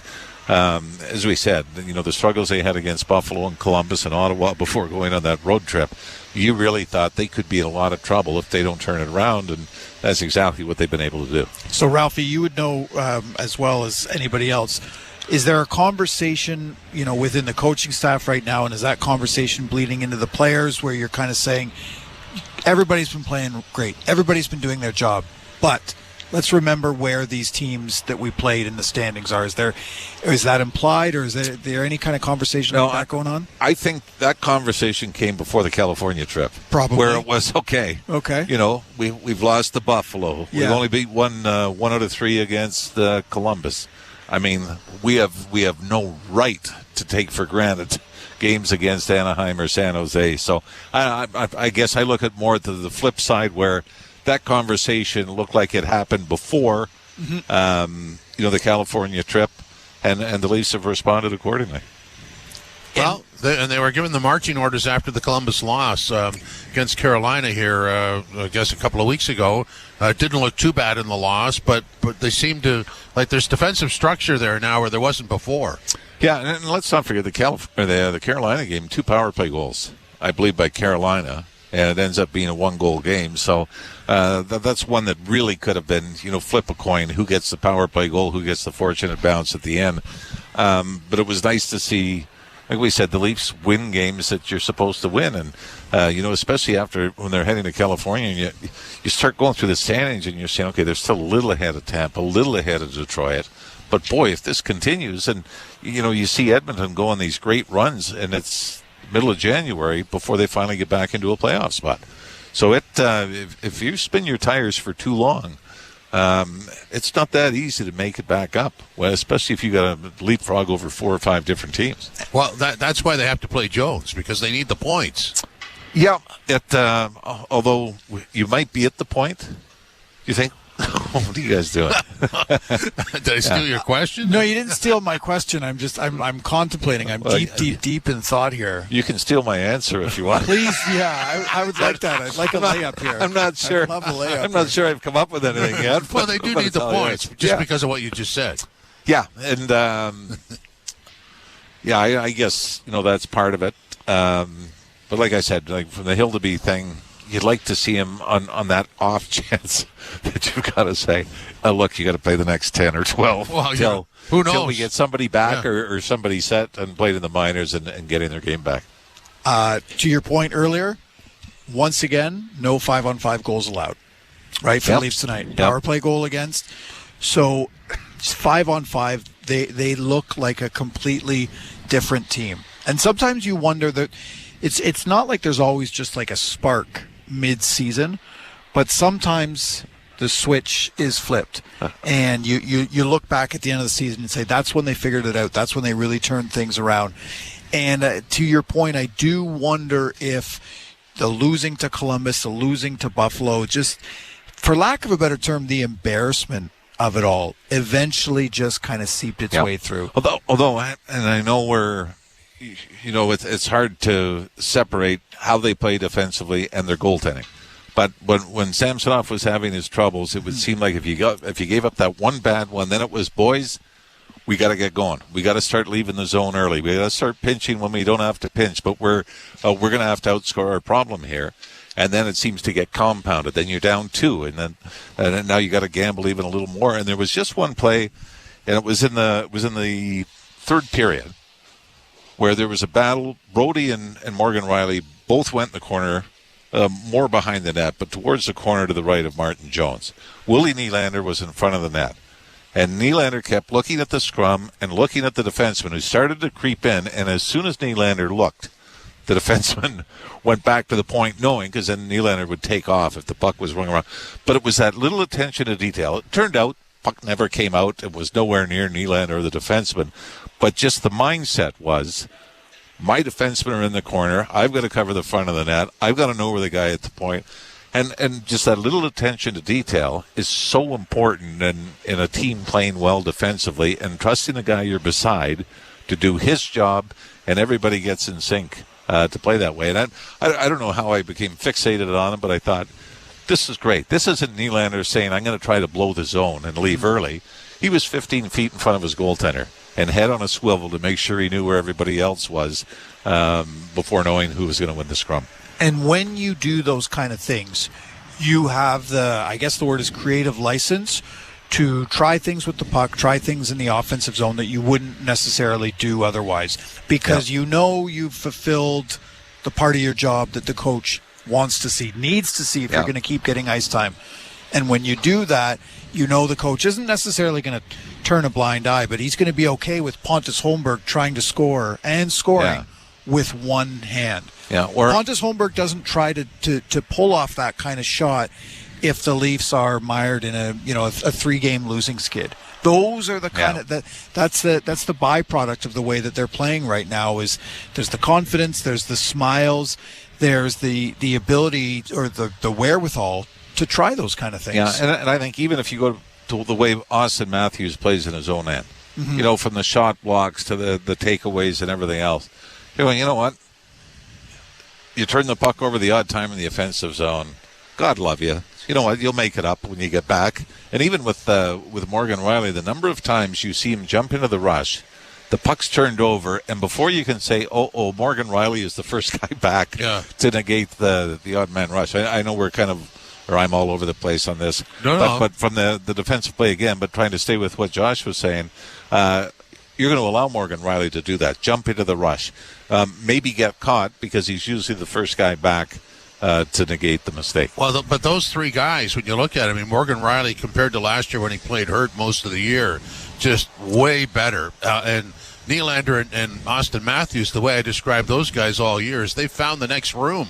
They're at the next level, and that's great to watch. Yeah, I think Nylander now just 4 games without a point all year? It's really incredible, the run that he's been on. And I think when you look at this game tonight, you're going, Matthews only got 1. That's one of those, if you saw the out-of-town score and you clicked on it, you'd be going, how many? Yeah. Turns out Marner has the big night. You know who had 3 points tonight? We've been talking about production from the back end. Had 3 points tonight, and I got bored of checking, but I think he only has 2 3-point games in his entire career.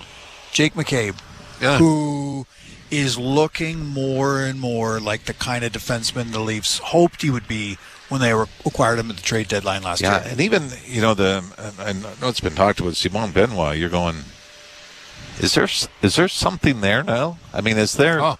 I'm not saying... It looks pretty comfortable. I'm not saying that you don't try to upgrade the blue line if you get the opportunity. But sometimes, I think we saw when the Leafs had to go out last year, when they lose Muzzin and Riley and all the defensemen they lost, and they brought in Connor Timmins, and you said, this guy's pretty good for a guy that was going to be sent down by Arizona. You might have found something here. And I think you're finding that with Benoit, and it's kind of the irony is you hoped you could take John Klingberg and say, okay, he's... we played on a bad Anaheim team, and Minnesota wasn't great, but maybe under these circumstances, he can be outstanding. And instead, it's Simon Benoit that you really have relegated as a depth guy in your organization that 3 years in Anaheim comes here and you're saying, wow, he's the one that turns out to be the great steal in the offseason. He looks, or he just kind of reminds me of Ilya Lyubushkin in a way. If we're just looking for, recent comparables, just in that, Kyle Dubas had acknowledged they needed a sandpaper type whose job was just to be physical and be physical alone. I was talking with Simone Benoit this morning after morning skate, and he said it's just so refreshing for the message from the coaching staff to be, just be you. We don't expect you to put up points. We don't expect you to show offensive flair. Be heavy, be physical. You have that in spades. And so when there's no pressure to do anything else, you can lean into your strengths. And that's what he's doing. And I almost wonder if, we're going to be talking about the trade deadline a lot in the next few weeks. You wonder if Brad Treliving is saying, I wanted this type of defenseman a few weeks ago. Maybe I've already got him. Yeah, and the other thing is, too, is, with him getting the playing time, so much of toughness is tied to confidence. I mean, you know what? If you're not going well and all you're thinking is, I don't want to get beat one-on-one, you're not standing up at the blue line to make that hit. You're saying, I got to retreat. I don't want to get beat. I don't want to get caught out of position, because if that happens, I'll be on the bench. Then I'm going to be back in the minors. And like you said, you have to have those conversations with the coaching staff to say, do exactly what you're doing. And you're going, okay, so I can stand up and make a hit. And if I get caught the off time, I'm not going to be benched for it. And it's going to be all about timing. And, the more you get into that rhythm, all of a sudden you're seeing things, because we'd heard that Benoit was physical before, but it's really not until he got into the lineup at a full time. We saw him early. And I know he was hurt during training camp as well, but you're starting to see things where you're going, well, I mean, you put him in this scenario, he becomes that, I don't want to call it an X factor, but that factor that was missing from the blue line, which is why he went out and got Luke Schenn last year. And it's not just fans and media that say, wow, when Simone Benoit takes a high stick to the face in a game that by that point was done, goes to the dressing room, and he has every, he would never do this, but there's probably a, somewhere in his mind or in the team's mind to be like, you don't have to rush back. It's all good. This game is on ice anyway. He comes back. He throws a hit. That permeates down the lineup. You see Mark Giordano blocking shots at 7-1. Yeah. So the point is when the bench sees Simone Benoit come back with his nose all taped up, they go, okay. Like to your point, it's another little badge. Toughness is not, just fighting and throwing hits. It's this ability to feel connected as a team and feel like, you're all in the fight together. And persevere. Yeah. And I think, and I agree with you 100%, that what has been really nice from a Leaf standpoint, whether it's Martin Jones, whether it's Benoit, we'll see if Joseph Woll comes back, because let's not forget, Woll was expected to be more the backup, or the 1B as opposed to 1A coming in. Whether Holmberg is eventually going to be into this mix as well. But a lot of these guys, the expectation wasn't high or that they'd even be here. We mentioned Klingberg and, some of the injuries that the Leafs have had to deal with. But there's a lot of nice stories in there of guys. Noah Gregor, I think, has been a nice story coming in on a PTO, trying to earn a contract in training camp. I think you've got more of those stories in this group of Leafs than we've had in a while, as far as guys that, boy, we didn't expect Simon Benoit to do this, or Pontus Holmberg to come up and chip in offensively, or Martin Jones, who we thought, is just a depth signing, might not even play a whole lot with the Marlies as you're trying to develop guys. I mean, there's been a number of really nice stories of guys that might have surprised themselves being where they are right now. It's a game of opportunities, but we've got a lot of guys that have been able to take advantage of the opportunity. Yeah, it's a secondary level that the general manager Brad Treliving brought in that you weren't expecting to see, but they're major contributors. Yeah, and how about some credit there? Yeah, I mean, seriously, because it's so easy to say, well, Bertuzzi hasn't scored at the rate you were hoping to from a couple of years ago when he was a 30-goal guy. Klingberg, his start was when the team was really struggling defensively. You go through all these things saying, boy, that hasn't worked or that hasn't worked. And it's amazing how these little, for lack of a better term, side signings, these little quiet signings, secondary, that we're all about depth. really have, of late, turned out to be some wonderful stories. When you talk about Jones, Benoit, Gregor, these, as you said, secondary signings, again, talking with Simone Benoit this morning, he said something that really kind of caught my ear. When a player signs a one-year deal, they sign a one-year deal because they want to stay in business. They want to keep a job. But then when that player comes to a team and they say, well, wait a second, I see some of the best players in the world re-upping here for 4, 5, 8 years. I don't just want to come here and play. I think I want to be here as long as I can, because they know Simone Benoit was in Anaheim last year. Yep. He knows what the other side looks. Culture is this kind of nebulous word. It's tough to really nail down. But when a player comes in and he performs well, that's good. When a player comes in and performs well on close to a league minimum deal and says, I actually want to stay here and I'd probably take a similar type of salary next year, that's where Brad Treliving deserves credit too, because you don't just identify good players, you identify people that maybe want to be part of the solution long term. Boston Bruins? Well, no, I mean, there's a great template, and you see, and I was talking this to my son the other day. You look at the turnover from Bergeron to Krejci to Chara, Tuukka Rask, but it continues, and I think it's just as you were saying. There's this culture, there's this way things are done where you can play. Like Charlie Coyle comes in and is, now is a top 6 forward in the NHL. When, he was more of the grinder type with Minnesota. You've had all these guys that the DNA is already set, and you just become a part of it instead of having to play outside your abilities. As you said, the conversation with Benoit was just you can play yourself, be yourself, but there's something that has to do with the atmosphere and the chemistry or leadership, however you want to look at it. That seems to carry on. Wow, that kind of turnover for a franchise, the one you outlined in Boston. I mean, look what it did to San Jose. Yeah, I mean, eventually you're going to get caught. Even Chicago's had a great run. Pittsburgh's had a great run. And you start to see, you run out. The check engine lights coming on. You're going, it's not an oil change, buddy. Yeah. I don't know how much longer we got, but we're going to drive this as long as we can. Ralphie, thanks for hanging around. Appreciate it. I'll text you when I'm home. Okay, good. I appreciate that. I was a little worried there. 7-1, the Leafs win over the San Jose Sharks. This is the post-game show, Leafs Game Night, on TSN 1050, the iHeart Radio app, and the Leafs Radio Network.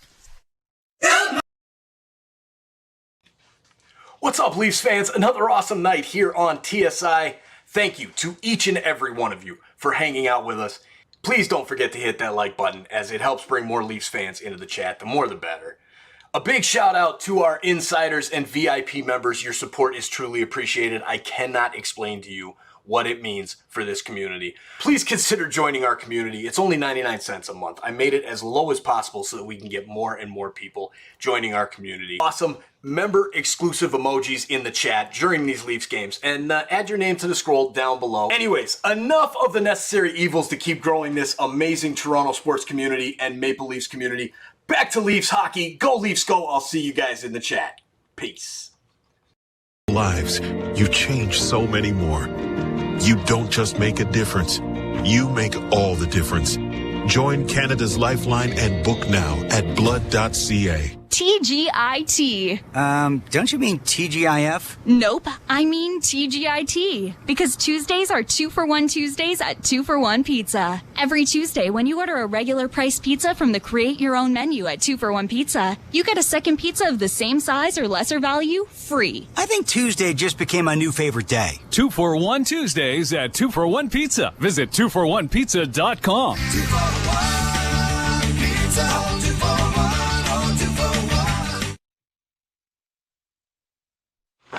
Players to watch. Well, let's start reading that player of the game. There's a lot of players we watched tonight that they all did a nice job, but who sort of stood out for you? Yeah, I mean, it's got to be Mitch Marner for me. Obviously, the points speak for itself, but I think we've been talking a lot about Mitch Marner lately in with sort of a negative tone, because we've been talking a lot about, not what he's done, but what he hasn't done in it, right? He hasn't been, performing and producing as consistently as he has in the past, and people are wondering, is there something up with him? And it seems like William Nylander is William Nylander has really taken a step forward, and you kind of just want Mitch Marner to do the same thing. But look, 4 points is impressive. He was driving the bus tonight. Okay, so let me throw this at you. If you agree with my theory that Austin Matthews and Nylander have found the next room in terms of their performance, doesn't that sort of make Marner look like he needs to do the same thing? Yeah, for sure. Yeah. Because, again, like we talked about this before the game, if you're going to pay William Nylander $11.5 million, you expect him to produce consistently at, a comparable rate. You would expect the same out of Mitch Marner. And, he has it in him. He does. He's not there yet.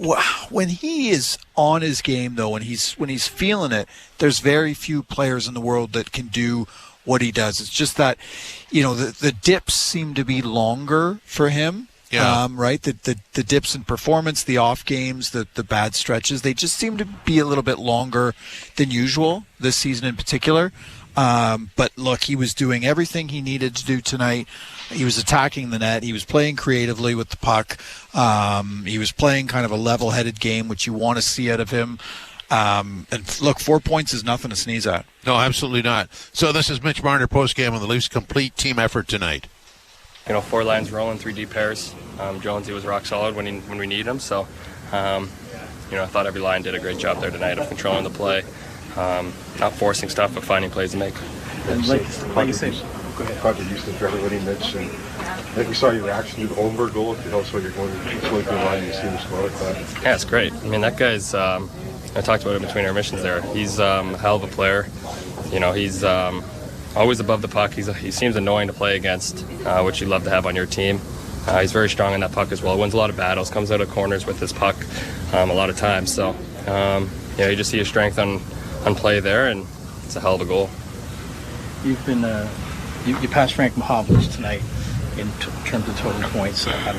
You're just climbing up. You, Willie, and Matt, and Austin are climbing up those. How's that feel?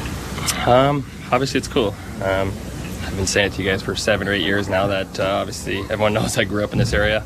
Grew up wearing these jerseys as a fan, and have your name with some of the greats. It's a cool moment for sure, and a cool moment to enjoy and kind of sit back and just really take it in. Obviously, saying that I wouldn't be up there with a lot of these guys in this locker room. So, big thanks to my teammates over the years, and for helping me out, putting me in good spots to score and make plays. Big day for Willie yesterday. Follows it up with 3 assists again tonight. The guy just seems like he's always around the puck. Yeah, he's been great. Like I spoke on yesterday or 2 days ago, the puck's finding him, and when he's getting the puck, he's got a lot of speed, and he's making a lot of plays with him, cutting back, making great one-on-one plays, open people up. So, it's been great to see and great to watch, and obviously we're all very happy to have him for another 8 years and locked in. Mitch Marner. So my player to watch would have been Nylander, just because our player of the game. I just like watching this guy play, especially from up here. What Ralphie detailed in that defensive zone responsibility. I mean, this guy.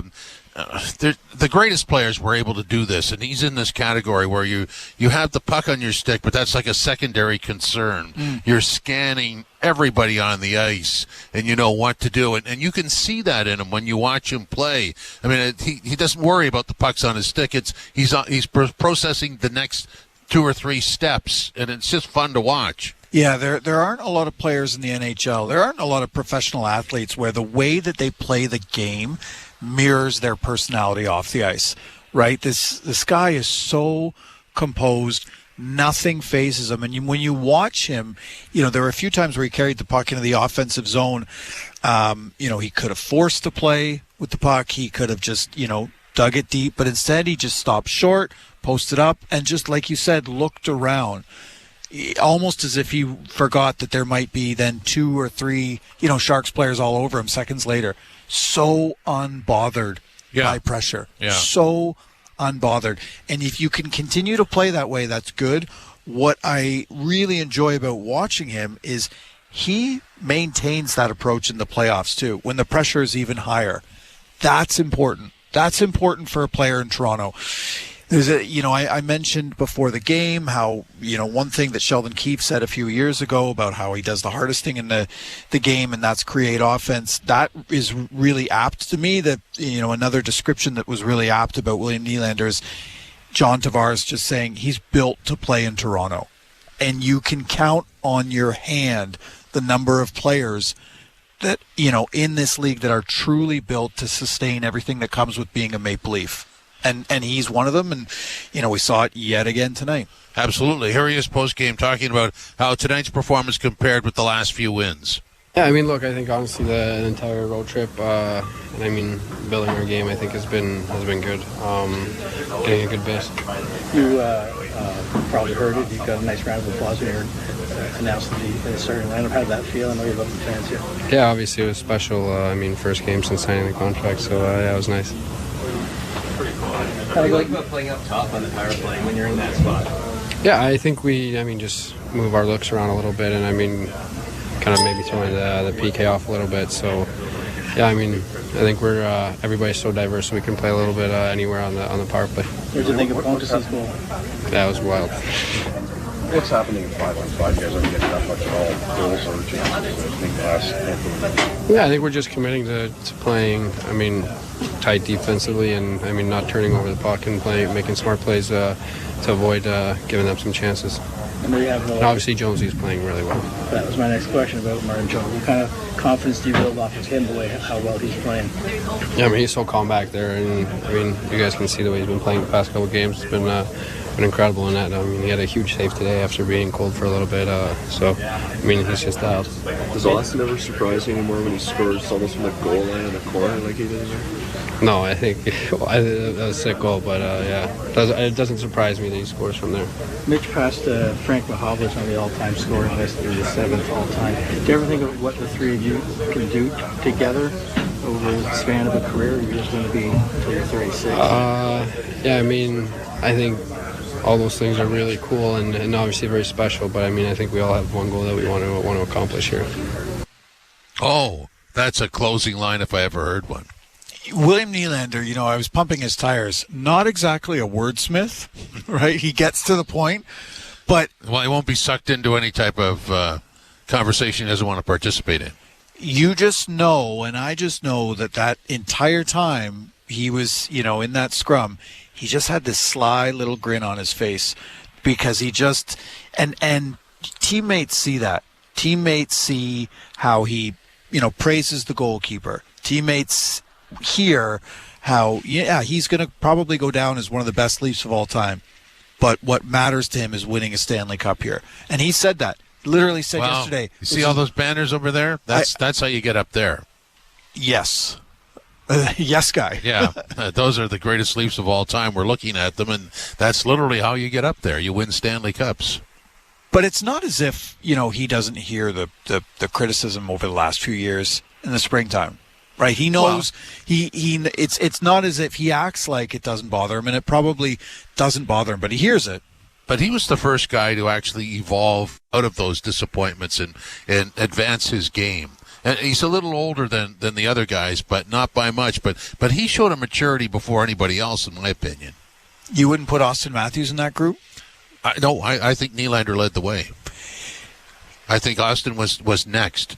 But Nylander was the guy. Coming out of that Montreal series, he was the guy. Yeah. And he's been here for a really long time. People kind of forget that he came over, he spent most of the year after he was drafted in Sweden, but then he came over to the Marlies, and, since that point, he's been in Toronto. So you stay here long enough, you start to understand what happens when you win, right? Your entire legacy is defined in Toronto by postseason success, and you're right.